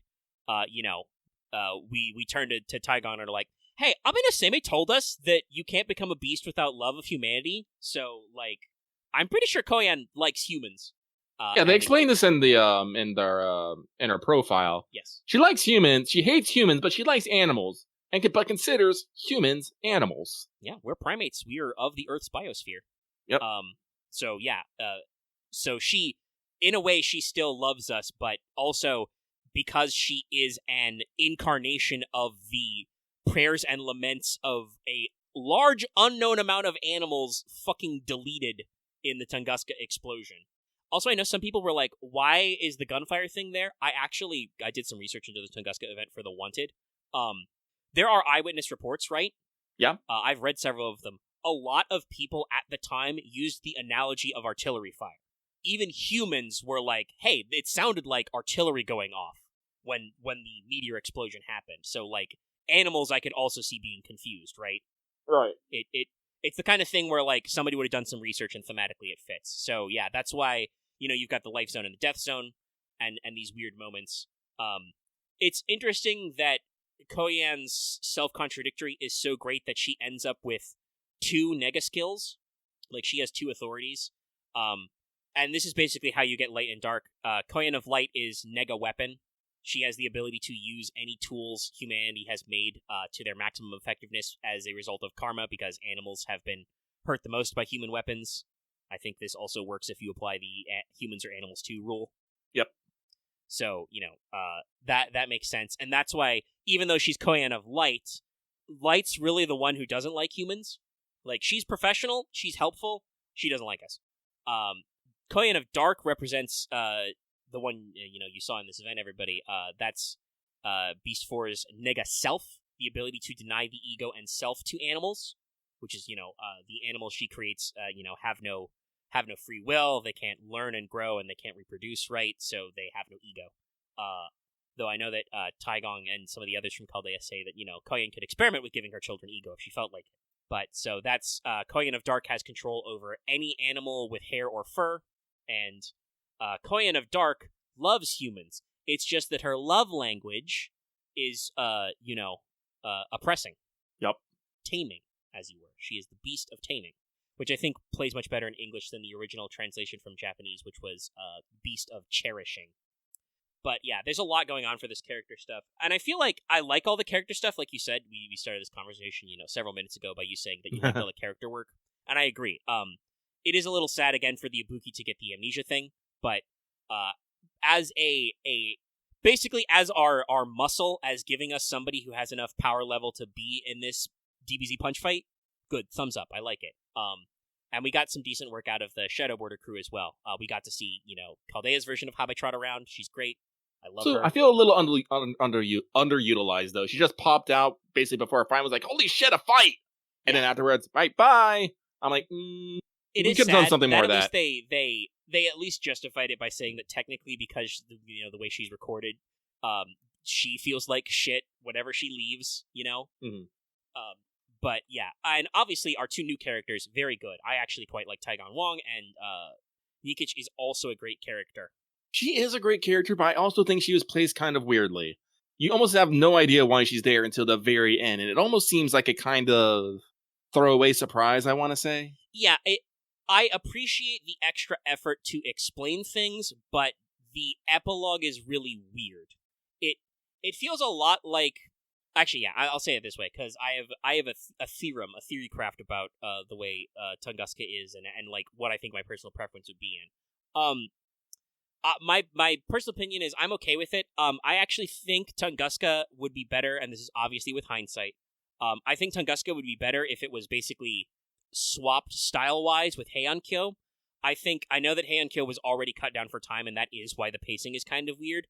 Heian-kyo is basically like a series of raid battles, like every night we have to fight another guy, kind of a thing, or another general. That would probably have worked a lot better if we tightened it up even more and it was just the showdown with Doman. Obviously there would be some moments we would miss, but like there was some weird pacing in Heian. Really Whereas I actually think Tunguska would work better if it was not a Temple of Time style event, and if actually we gave it like, what was there, like 12 sections, 13 sections? If you gave it like 3 or 4 more sections to breathe, I think it would be a little better, because like the Nikich swerve is obviously planned, but still kind of comes out of nowhere, right? Right. Like obviously the writers knew about this writing it, but it kind of comes around out of the back end. And also, as much as I appreciate like these flash moments of like seeing from Koyan's POV are very important, it's one of those cases of dramatic irony where if you're paying attention, every player of this story knows Taigong is wrong, right? We know that she's not Daji because we are seeing her backstory unfold as we do each of these chapters. And the fact that we're in Tunguska and you can have a dialogue box about, oh, is it related to the meteor event?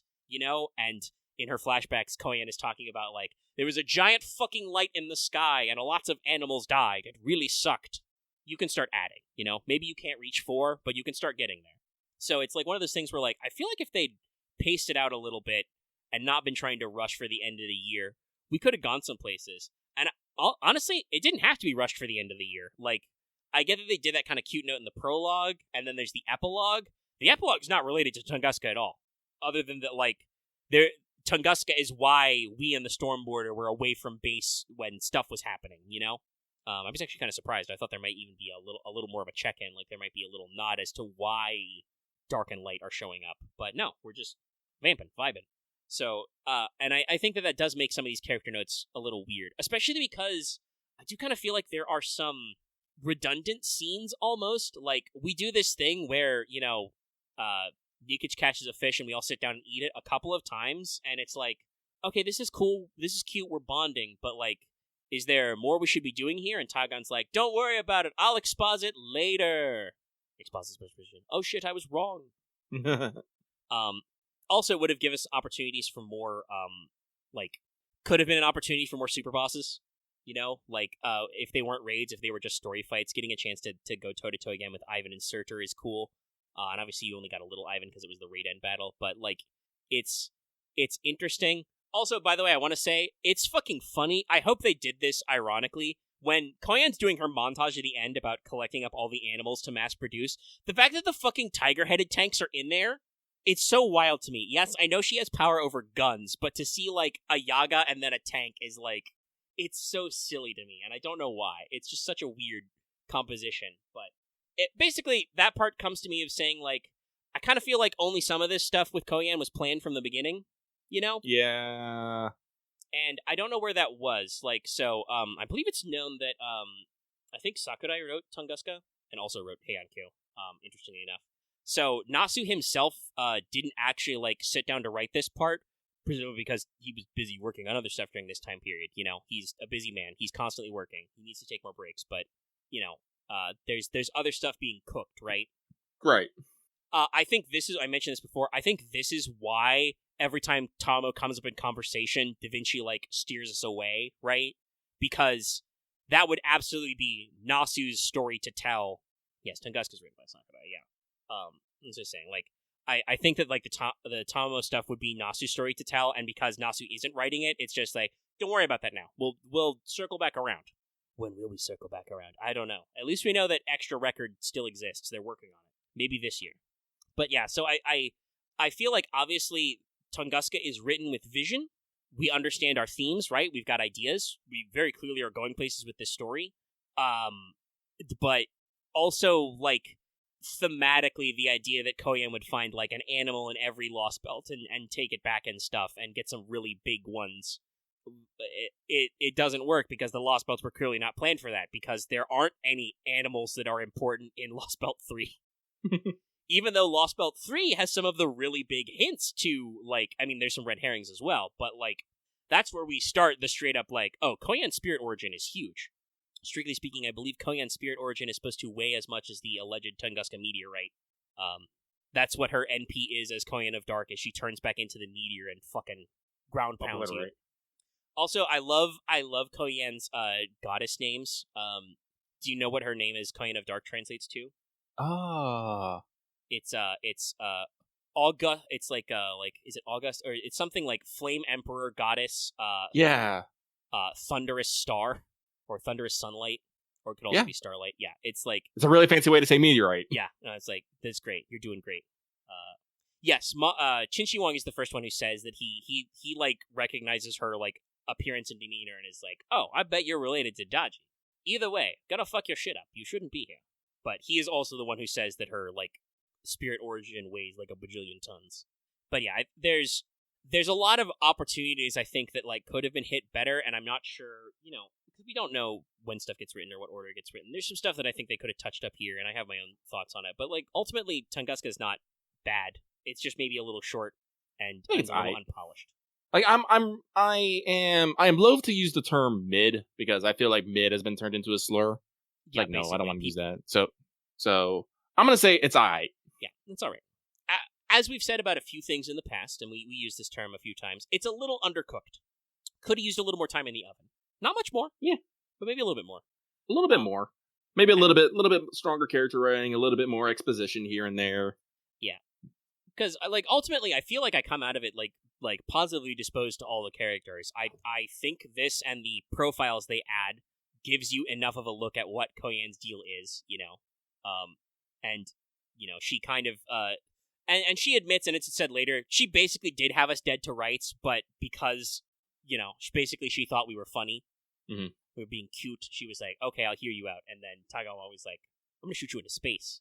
And she's just like, what? Huh? No, really, you can go to space, where humans will definitely never find you. Don't know about that one, Chief.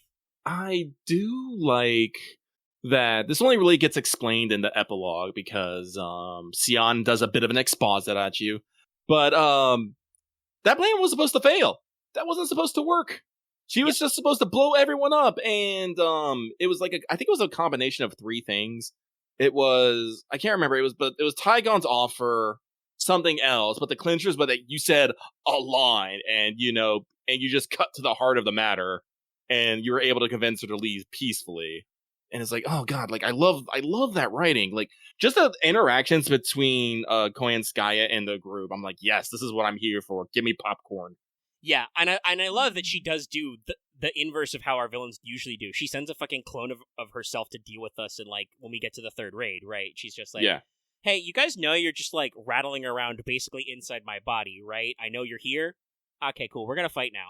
You know, and we get some fun stuff in the middle. And she tries one more time to fucking kill us, but Nikic has an armor NP to kind of, like, take the shot for us, and still lives. Sit back up later.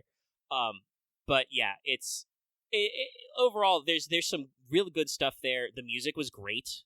Oh, I love we mentioned the music. Like the map theme and the main battle theme, and then obviously Koyan's Beast theme, because they reused Nine Drive for her story appearance when she reused her form from Olympus.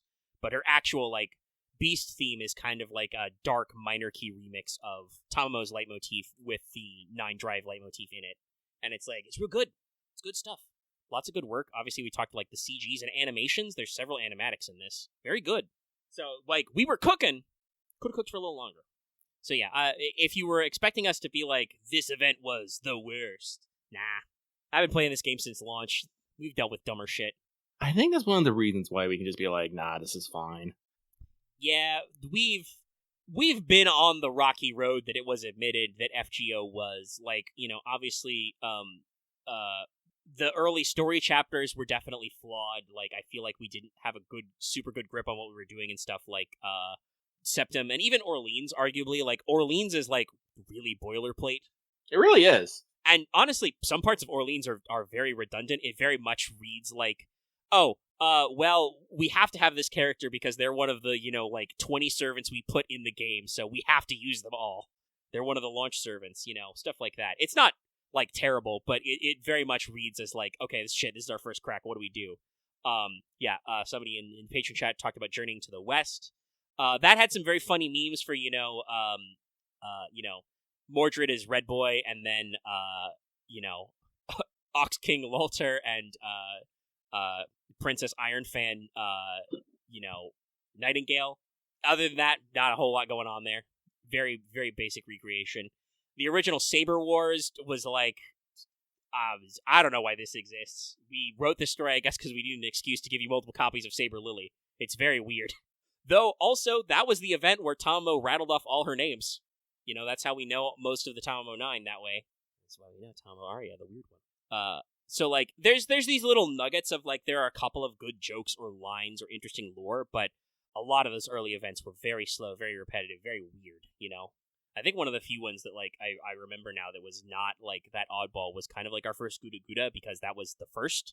So it set up a lot of our jokes that we keep calling to back later. But yeah, no, it was a weird time.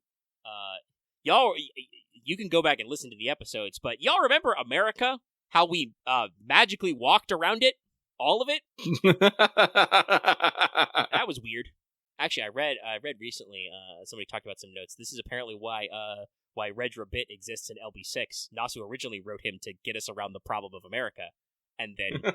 Because, like everything in LB6, Nasu overdeveloped him and made him one of the best characters in the story. But yeah, no, like, there's a lot of wacky, wild shit. I know that, like, Agartha was streamlined a lot in the localization, but still, that story is also very rough. Salem definitely has its low points as well, so, you know, it's not all smooth sailing. No, out of Epic of Remnants, top, it will always be Sarah for me. I know technically it's the collab, but It's a main interlude now, it counts. It's main interlude. That's still the best. You can't beat that. That's probably followed by Shinjuku for me, because that introduces Moriarty, and it was good. Shinjuku was a very strong opener for EOR, yeah. Yeah, then followed by Shimosa. Shimosa is just good. Yeah. Shimosa's a fucking baby Lost Belt plot, you know? And it really is. It's got some of our...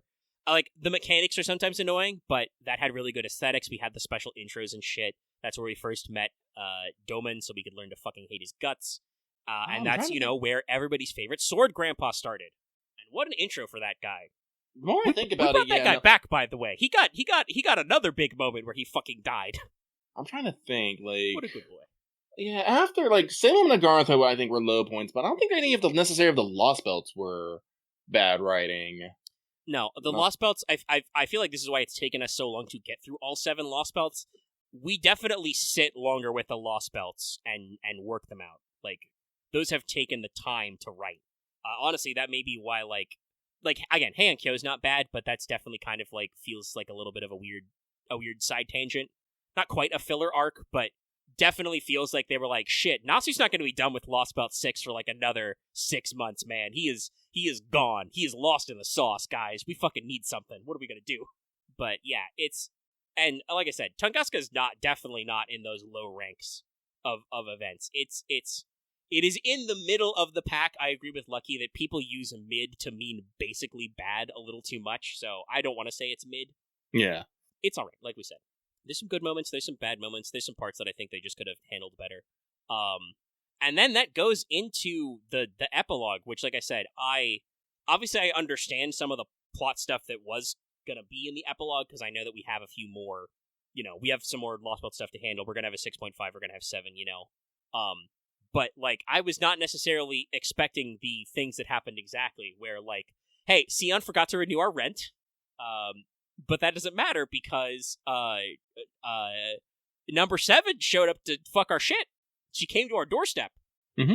The last time that happened was fucking Gotia. Also, Legendary, I will fight you on this. Yes, mid is offensive. I think they may have meant that Tunguska is not offensive. I do think people, when they say mid, is... It's not always universally attempted as an offensive term, but some people absolutely do use it to just be like, yeah, it's mid. Oh, my bad then, Legendary. I apologize. Yes, I read that. It's okay. We got small... People are typing short sentences. But yeah, no. You, Olga, just shows up on our door and is like, aha, you are puny ants. You thought you would be beneath notice, but I have found you, and I'm going to fuck your shit up.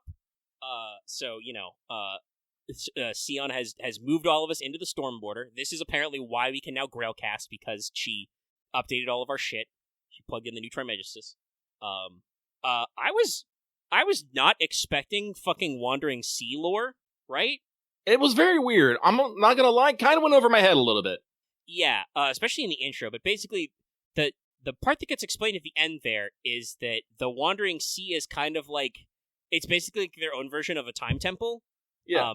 They used Magecraft to yeet it outside of the timeline at some point in the past, therefore it will always exist because it is outside of time, basically like the Throne of Heroes. Yeah, they just sometimes try and travel to the fucking future. Yeah. It's weird. And so they say that even if the Wandering Sea is physically destroyed in, this year, it won't actually be destroyed so long as the gates connect. I do like that they talk about how, like, anybody can join if the gates connect, and they invite Sion, and she's just like, well, no, I got stuff to do. Sorry. Sion continues to act weird, though. She is a little odd. I assume it's probably because her brain is going at, like, 9 million miles a minute or something, but yeah, like a brain partition. She almost slips that she's a vampire, but then, does the backpedal immediately. Yes. She says, let's just say I have a very hardy constitution. And then she straight up says, but what I just did was basically like Yume Ren's suicide attack. I was able to destroy and reconstitute myself instantly. Loved that moment, though. But yeah, like, at the start of the event, Sion is like, Caldea's gonna fucking die, so it doesn't matter. We'll just keep running my calculations. And then we didn't die, and she's like, woo, good job, guys. Great work. Shit, that means I need to solve for our next problem. And I love that she puts everybody on standby and then tells, fucking Holmes to get up to the command deck, and she just hands him the briefcase and is like, Mr. Holmes, you're gonna want to talk. Can't do that. You need to go right now. And Sherlock is like, why? Don't worry about it. You just need to go. Okay? All right.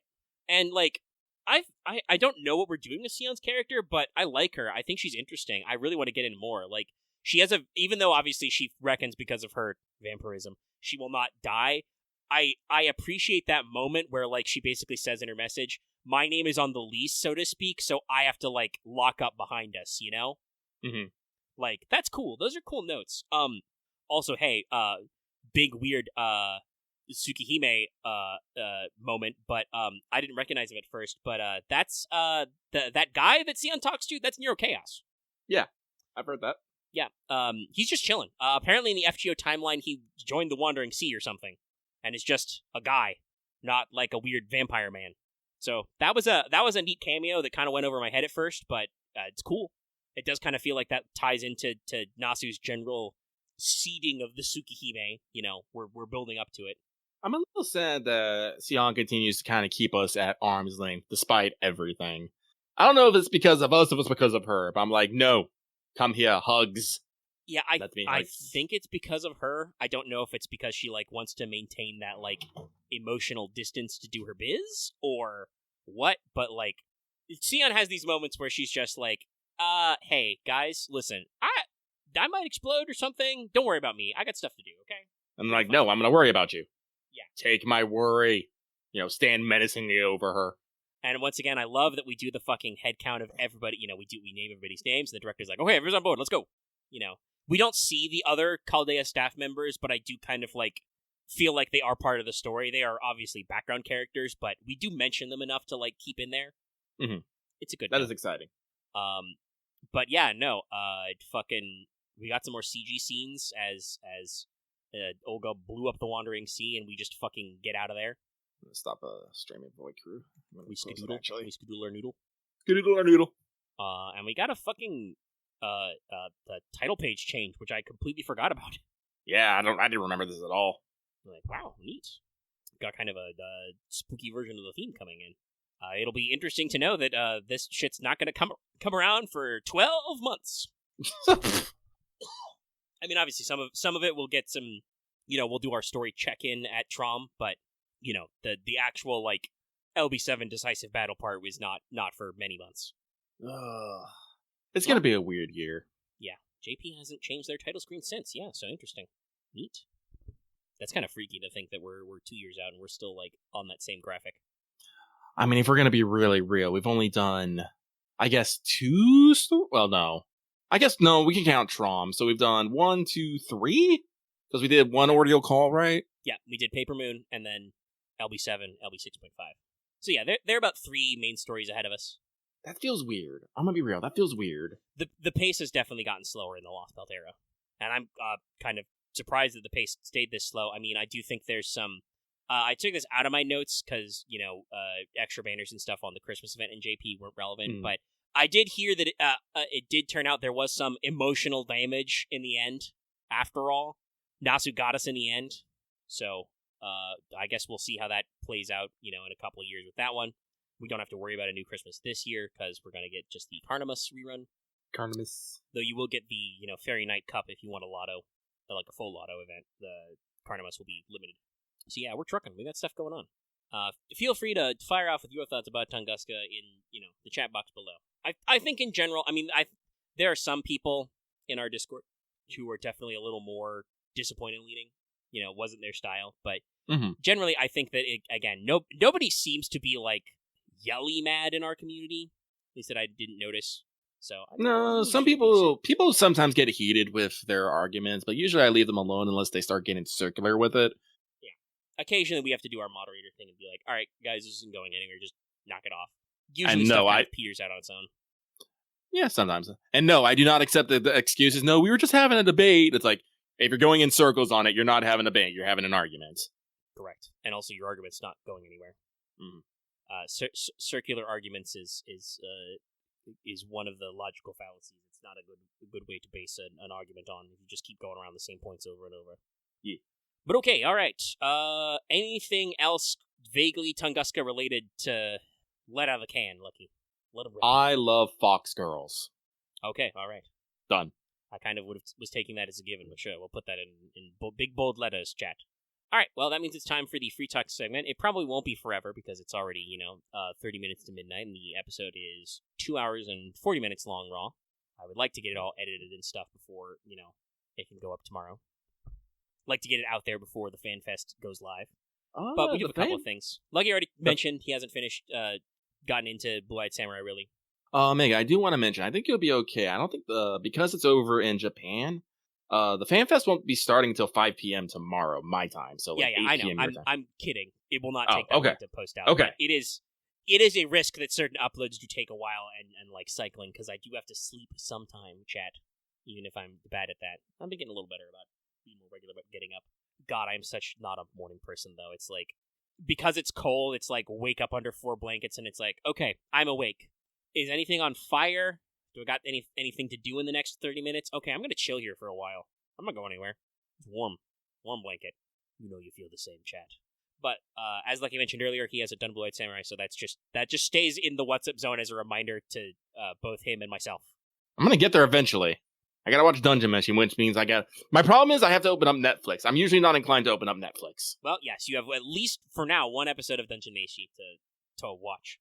That is actually something I do want to mention, because I started seeing people talk about it. I assume it was yesterday it actually dropped, because I think the next episode is the 11th.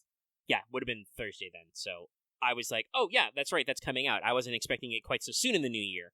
Oh, well, that's because, oddly enough, I don't know if this was like the insistence of like Trigger or what, but Netflix has apparently learned their lesson and are doing weekly drops for Delicious in Dungeon.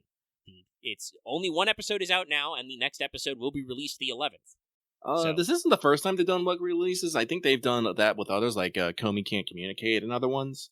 Yeah, they've done it a couple of times, but obviously I usually prefer binge watching, but I do know that this style has gotten weird for some productions. I don't want to say JoJo Part 6 was hurt by the release schedule per se, but the way they split the core releases was really weird. So that was another one that was technically marked as a Netflix exclusive. I mean, I think the pacing was hurt, but like overall, I don't know if like people are ultimately complaining. But it definitely was like the wait between the first drop and the second drop was like really, really long.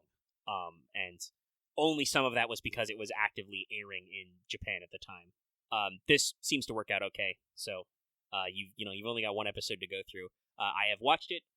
I've tried to make sure to get the time to actually check it out, and it's only one episode, so it's pretty easy. I was surprised when last night I was just like, oh shit, is that out? And like Netflix opens up and they're like one episode. I'm like, okay, cool. What I want to say is this should come as shocking to nobody, but Delicious in Dungeon has some of the most relatable characters I've seen in the anime in a while. Because they're all about I want to eat, but also I don't want to eat. Like Marseille is like, I'm hungry, but also please don't feed me food made from human corpses. Thank you. So yeah, no. It's great.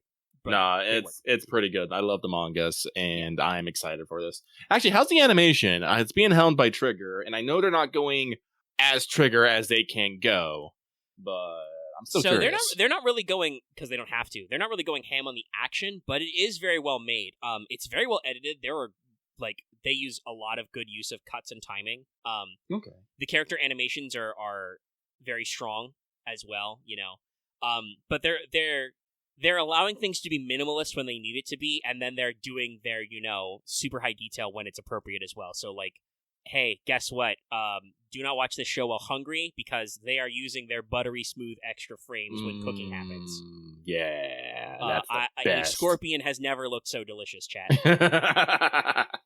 But yeah, and I've seen still panels and images of pages from the manga before, and always been interested. And then I was just like, oh, well, Trigger's animating it. I'll see it when it comes out, and it's good. Character acting is very good. It's all well put together.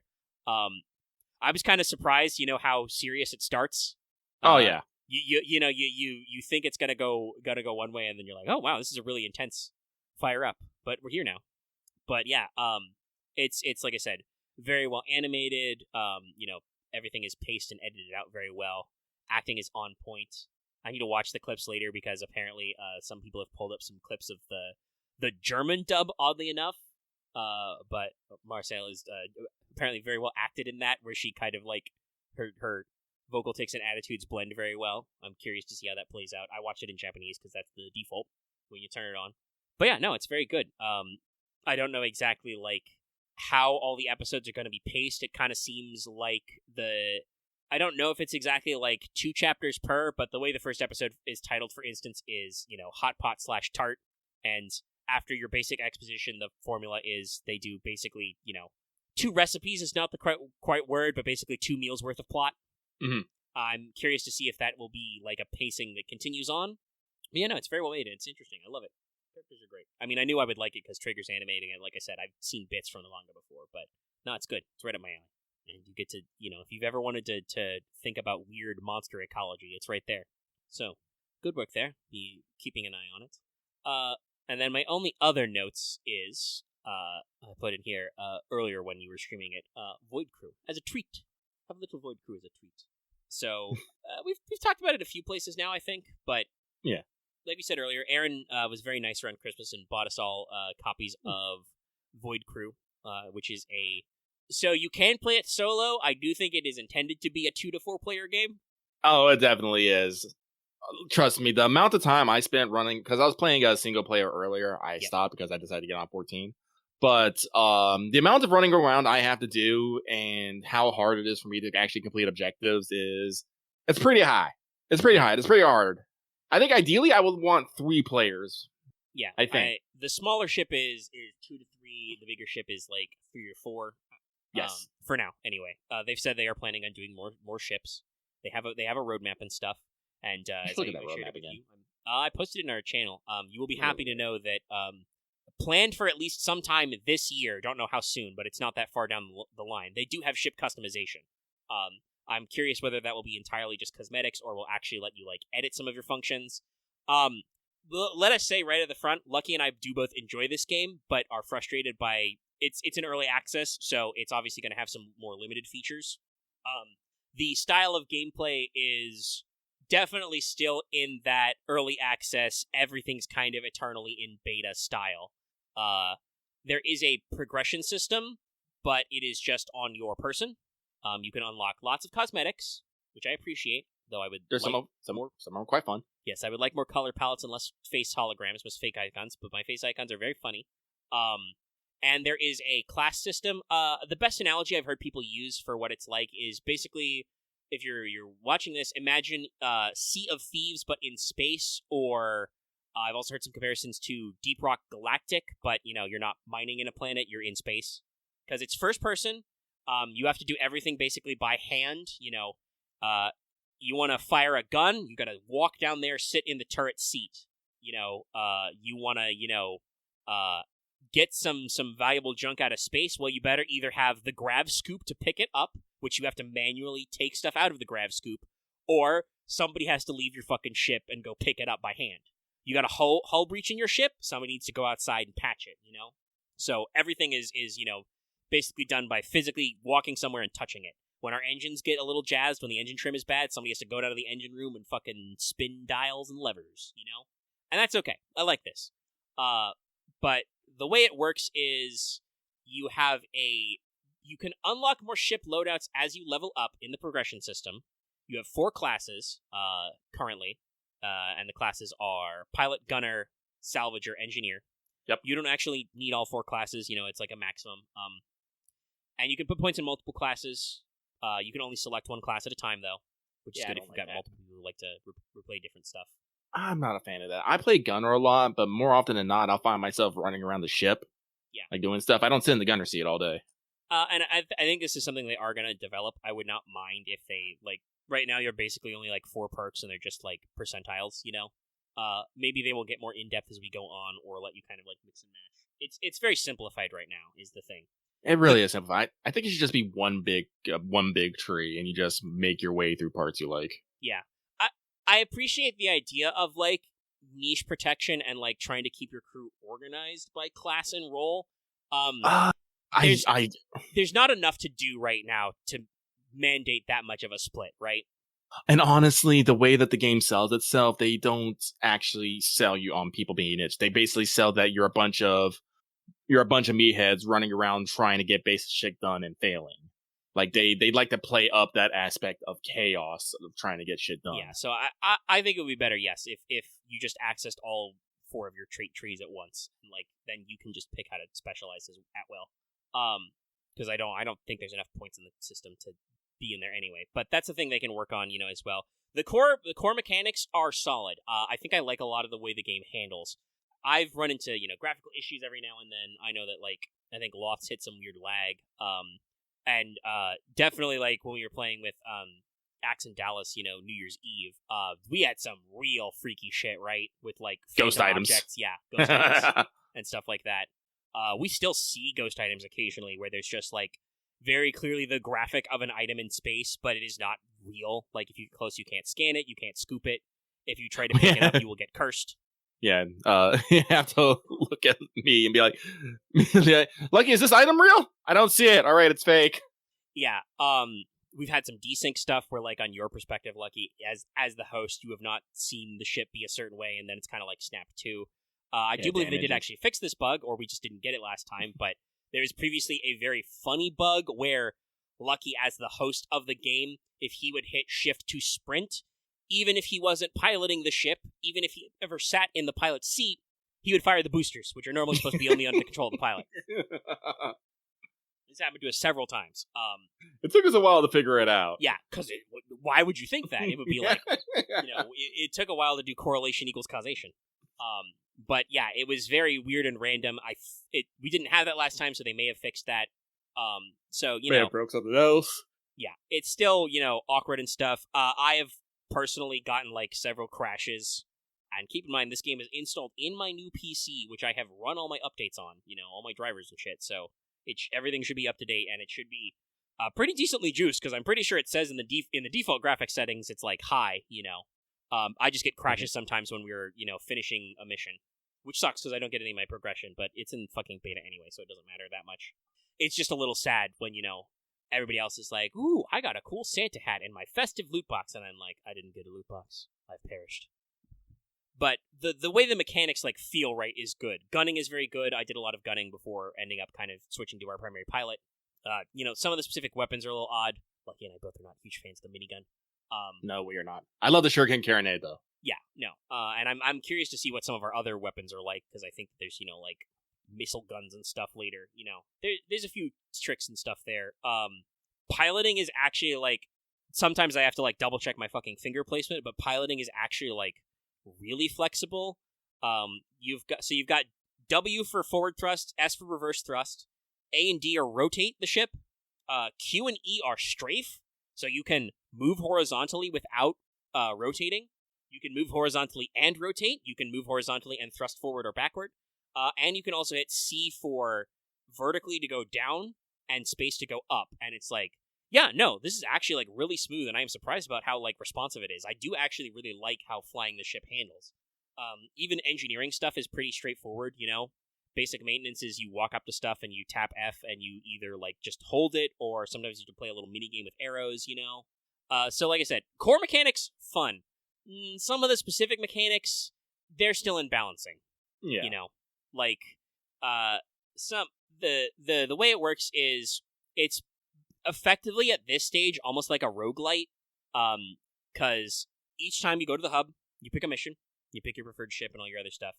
Your mission can have, I think 3 is the max objective we've seen. Max main objectives, I should say. Sometimes they're sub-objectives, but you get a maximum of 3 objectives, which are each 3 separate maps and missions to do. You have to do them in order, too. And then when you go to a place, there will be enemies flying around. They will spawn in. Usually enemies spawn in passively regularly.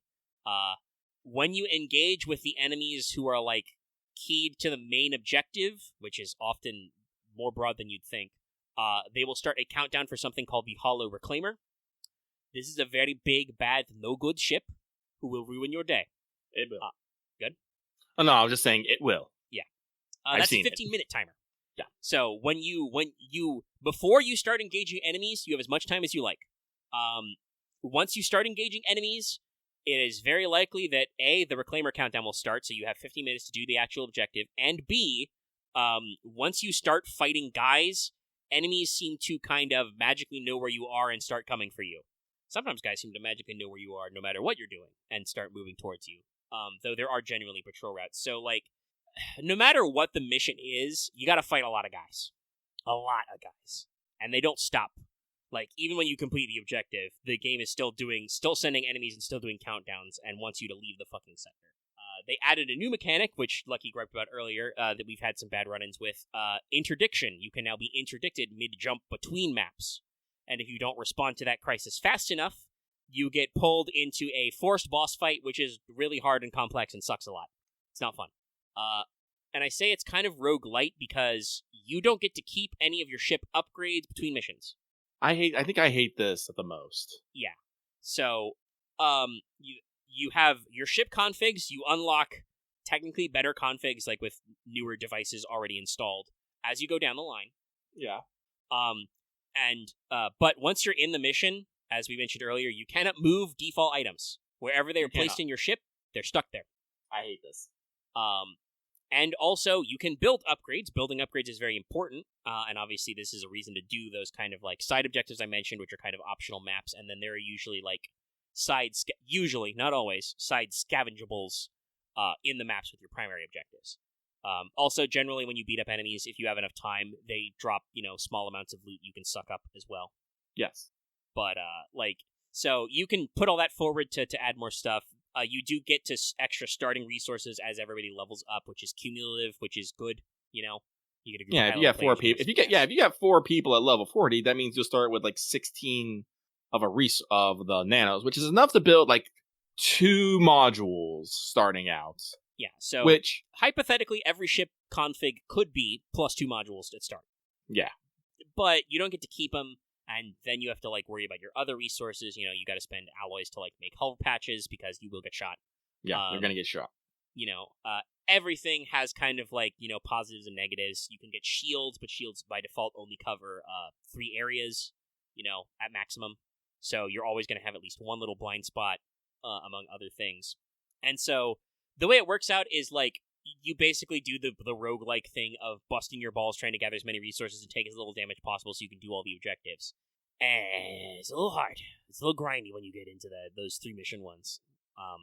And like, there's only so much you can recover, even if you can do repairs, Yeah, eventually all goes down. Yeah, it's just a slow grind fest. It's fun still, right? Yeah. We have fun with the core mechanics. There are just times when it feels like you get absolutely bushwhacked by just circumstance, and it sucks.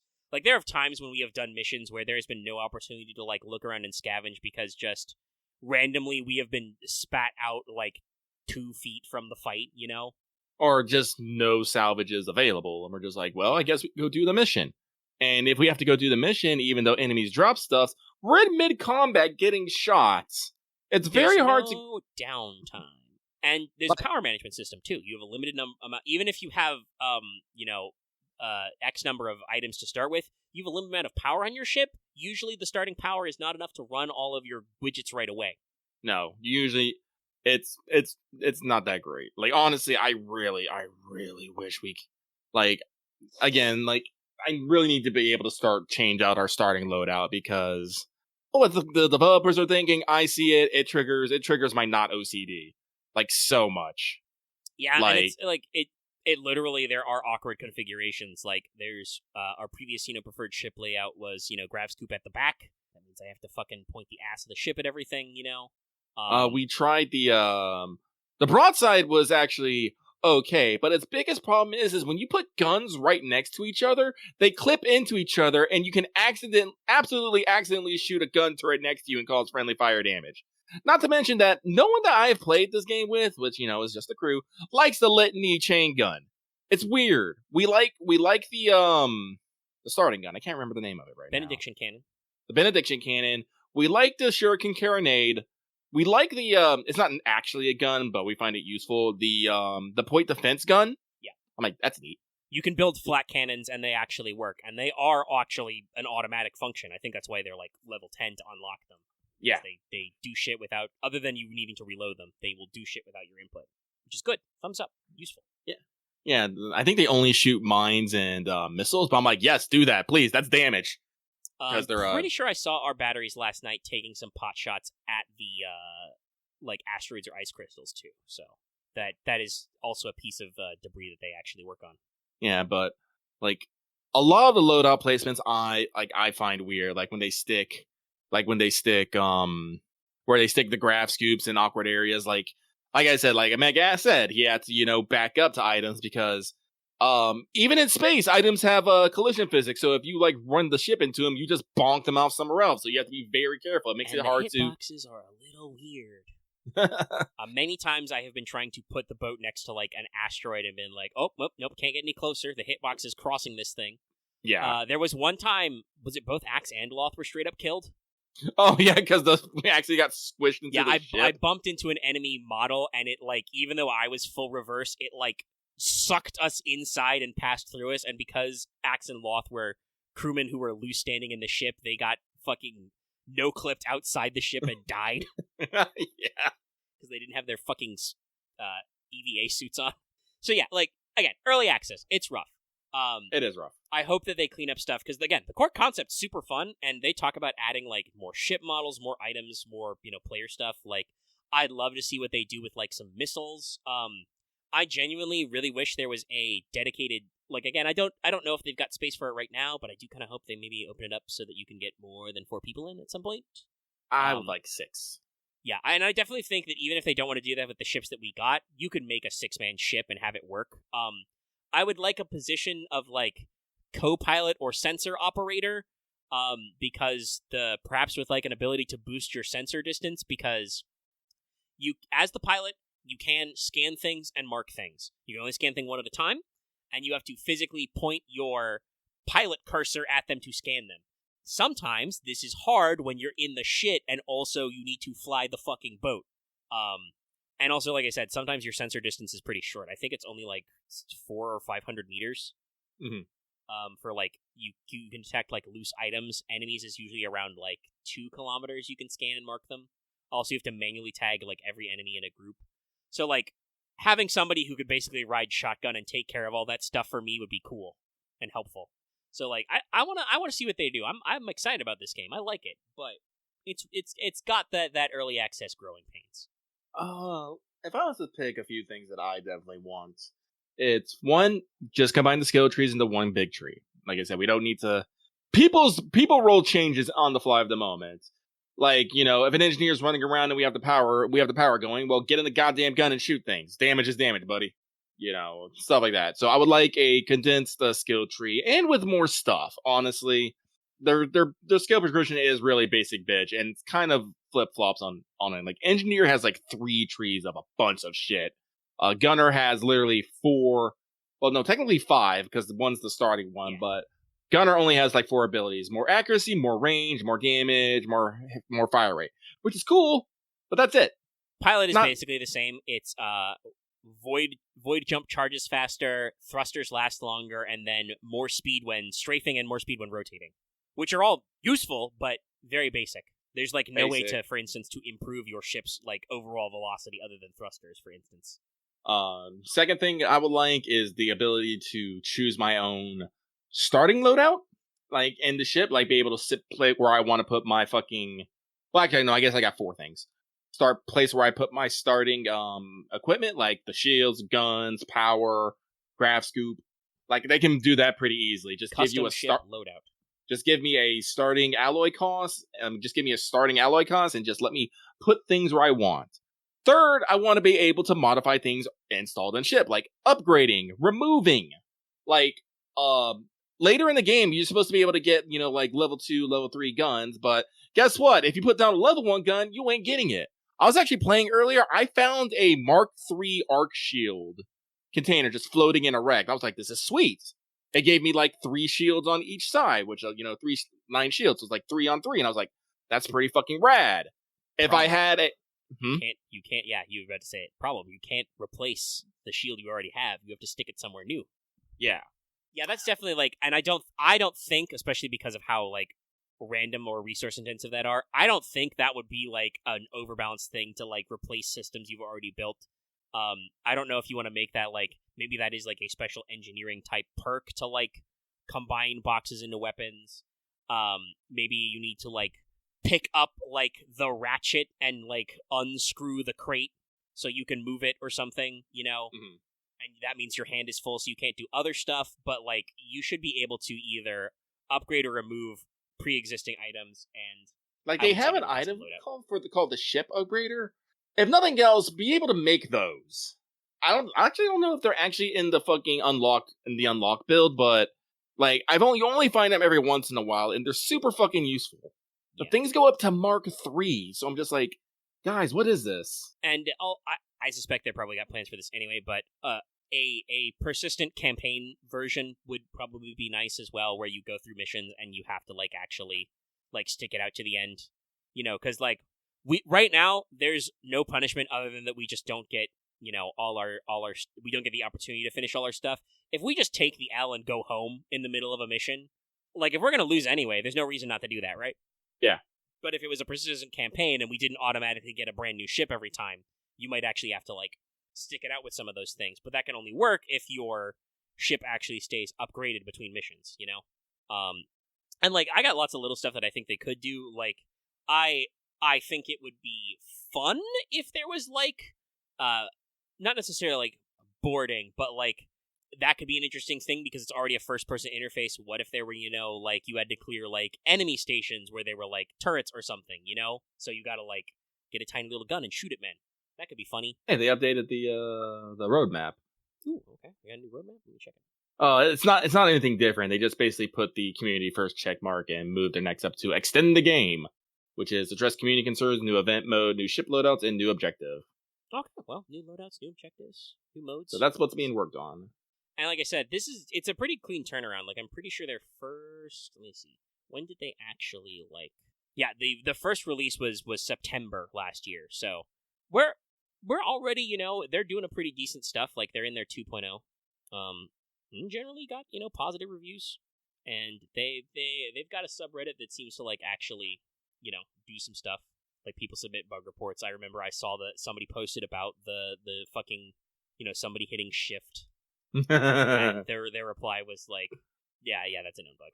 Though I do want to say it's important. One of their auto-completes is, does Void Crew have progression? It's number 4 behind what do you do, who makes it, and how much does it cost.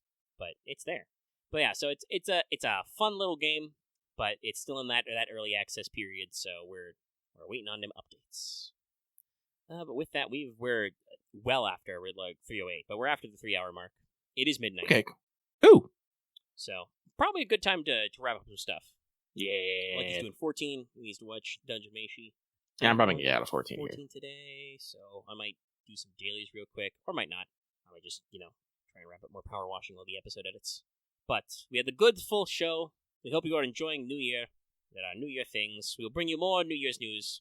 I'm not exactly sure when the Case Files rerun will proc, but it will happen soon. We've, gotten one of our prelim rewards, and they've shown the graphics, so keep your eyeballs peeled. We have a pregame of that somewhere, so check that out. And, stay tuned to our regular streams. We're back on Monday streams. We're currently working through the FF7 Remake DLC. That will probably not take us too long. Like, should be at most 2 more streams, and some of that will depend on how much setup I can do kind of off camera. I need to check if there's anywhere in the first chapter I can, like, do a little bit of repeatable battling so I can grind up some skill proficiencies and stuff. There is definitely a spot you can do that in the second chapter. The question is if I can, easily repeat mobs and stuff. And also I need to, work on Fort Condor. Love me some Fort Condor, and there's some good rewards. But yeah, it's 2024, and fucking video games are gonna happen. It's gonna be pretty crazy. Yeah, they just released the opening of Persona 3. It's so good. Yeah. I'm excited. And that's not even technically our first big release of the year, because, let's see. Let me do my quick check-in. Like a Dragon 8, yep. I believe. Then I think Like a Dragon and Tekken 8 are literally the same day. 8 and 8, baby.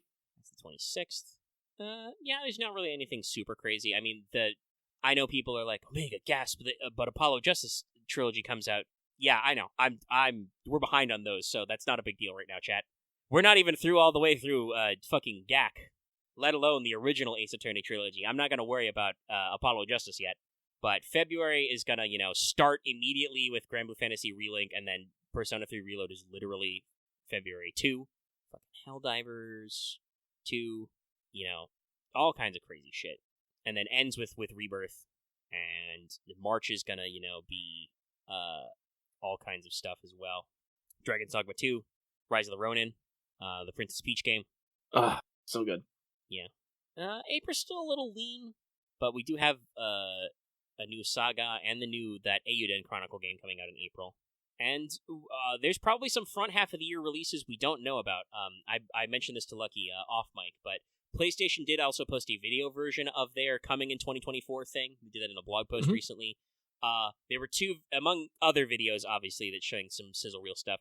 There were 2 very interesting games they included in this list. One of them is Stellar Blade. Yeah. And the other is Metal Gear Solid Delta. Yeah. Both of which I'm very interested in, but also I'm like, okay, well, so we're saying both of those in 2024. Wild. People are suspecting Stellar Blade may end up being front half of 2024. I'm kind of thinking that myself because it was, delayed out of 23. There's no way Delta's gonna be ready by front half of 24. They literally only announced that game last year, and I don't know if they said 2024 or not in it when they did the trailer. I honestly felt it was in way earlier development than, a next year release. But who knows? I mean, they did bust out some shots, so they have some functional gameplay like skeleton in. They've got some of their renders, but yeah, I don't know. I mean, it is a remake, but it's a remake, so a lot of the groundwork would be done already, I guess. Yeah. Pre-pro would probably be actually very quick. the main thing is the actual production, because they are not going to be able to reuse any of the physical assets from the original MGS3, because that was a PS2 game. The textures and engine will be completely different, and I assume that they are. I don't remember for sure, but I'm fairly certain they're not reusing the audio. I think they're re-recording it. I would assume so. Because, I mean, it's a remake, so the script is probably not going to match up 1-to-1. So, like, that's God knows how many hours of radio calls we got to re-record. I'm excited. Yeah. Let's go Signal and Medic. Yeah, Sig and Paramedic. Be interesting to hear from Major Zero again. And obviously, like, we all got to say it, but, like, it'll be... I don't know if they've hard confirmed it, but I'm pretty sure from his Twitter it seems like he's back in with Konami. I will be very happy to hear David Hayter as Snake again. Because, they got him back for Smash, so obviously that was on Nintendo's end, so, like, I'm hoping. So I'm just thinking about the conversation you get after you eat glowing mushrooms and it restores your battery. And it's just like, how the fuck does this work, Paramedic? I don't know! You thought it worked, so it did. Oh, Chad, I hope you're ready to put all your bones back in and cigar off your leeches. Oh, I love that mechanic so much. I hope they keep the cure menu as was. I know it's a little fiddly, but it's funny. And it really did, like, one of Three's themes was definitely, hey, you're lost in the fucking jungle, you need to survive, so you need to fucking eat and heal yourself. Like, it worked. But yeah, like, I'm excited for all those. We got some great stuff coming out. Got some games to keep an eye on. I'm pretty sure I'm not going to get into any of the games in January. They come out late anyway. You would not have enough time to play a fucking Like a Dragon game. That's what I'm putting on my list. I'm getting through all the Like a Dragon games. I will beat E8 before the end of this fucking year. I will get through 2 through 7 and beat Lost Judgment. Solid choice. I am committing to this. I'm blocked in that I think I'm going to try I've put in my list of backlog Lost Judgment in there because I've started it, so I'm like, I need to wrap it. But I got Lost Judgment on my list, and I'm like, I can probably then try the 7 into 8 wombo. But yeah. Yeah, actually no, I'll commit to 6 because 7's when we start a new story. I'll make sure I'll finish Kiryu's story. Yeah. Well, then you also got to put Man with No Name. True. So I'll put in Gaiden, yes. I'll end with Gaiden, then go to 7. And this is where the people in the comments who are the real Like a Dragon heads will be like, but Omega, it's Joryu, not Kiryu. Don't you at me. I'll fight you. I'll fight everybody. You want to see my heat actions? I will fucking tiger drop you. I'll throw exploding cigars at you with my rocket boots, because that's the thing we decided to add to Like a Dragon. I am not surprised. No, I've watched somebody play Gaiden because it's not a very long game. It's a good time. If you ever wanted to watch somebody play Like a Dragon who has, that deep level of enduring love, Ray Narvaez, formerly of Achievement Hunter, he's a Twitch streamer, but he posts the VODs on YouTube. He knew nothing about Yakuza. He started at 0. He is like diehard, Like a Dragon guy. The games make him cry big baby tears kind of stuff. Like he is 100%. Legendary, you don't get to talk to me about playing orders. You don't. You do you, lol. Shut up. He's right. He's activating his block speedrun. But yeah, so games, they're cools. They're cools. But let's see here. Yeah, February is going to be hell because that's when the JRPGs start happening. They really do. I do want to get Grand Blue Fantasy Relink, but that's gonna be. That's right at the same time as Persona 3 Reloaded, and yeah, I just looked at the list. Relink is Feb 1, Reloaded is Feb 2, so no time at all. Well, to be fair, I ordered mine through Atlas, so I get the special edition, so I actually have no idea when that's gonna... That's true, you might get some delay. I may get some delay. Same with Rebirth, because I ordered my special edition through the Square Enix store, so I can get some points. So I don't know exactly when that's going to show up either. But Persona 3 is important to me. That's where I got into the Persona series, and I got into it so long ago that I actually cannot remember anything about it. So I need to go back. Yeah, that was my onboarding too. P3 Fez. It was, I think, a little more recent than that, because I think I got P3 Fez like as we were gearing up for P4 to come out. Persona 3. Like I don't think I was waiting for P4 when I had finished P3. It was like, oh yeah, by the way, Persona 4's out. Yeah, no, I got that shit. Let's see, when did it release in America? Was it 2006? That sounds about right. Yeah, no, I got it pretty fucking quick. I don't know if I got it like day one. I literally can't remember. But I got it pretty fast. Yeah, I remember the vibes. I'm pretty sure in my time budget I've got to get it. I just need to, like I said, I want to wrestle with some of my backlog because I also need to finish some games so I can delete them off my PS5. Games are big. I might also need to because I haven't picked it up yet and it'll be very short. I think I also need to sometime this month block out time to purchase, download, and play the 16 DLC real quick because 16 is a very large game on my hard drive. The DLC will not take that long, and it's supposed to be good. People are very positively inclined towards it, so I'm excited. All right, okay. I know I said at 3:08 we should stop. It is now 3:20. We're actually gonna wrap the show up. All We right, like video yeah, games, okay, chat? Watch us play video games. So, gotta do some outro stuff. It's getting late. We're gonna get out of here. If you like the video, give us a like in YouTube. You can leave your comments in the YouTube section below. You can also look around for mailbag. It will exist sometime. If it doesn't already exist. I don't know. I'm not looking. So check that out there. You can also join our Discord, link in the description and our video page, on our channel page. You can subscribe to get more Let's Talk FGO. We try to do the podcast every week, so your one-stop shop for FGO, and can pay attention to other videos like Wanted, streams, etc. You can ring the bell to always know when we post a new video or when we're streaming, and you can also consider supporting our channel memberships. Membership badges or emotes are available if you support us. And like I said before, you can try and support us on Patreon, get access to episodes early in audio format for as little as $1 a month or approximately $10 a year. At higher levels, you can get access to polls. We got the Fancy Food Friday and the Fail Betrayal polls up already. It was good because it's technically it's now the 6th. So, it helps us out and you get access to stuff. It's cool. Very cool. I'll be talking to more about you guys later. Ooh, the equipment's also good. Nice. I still haven't done my second playthrough of 16 as well.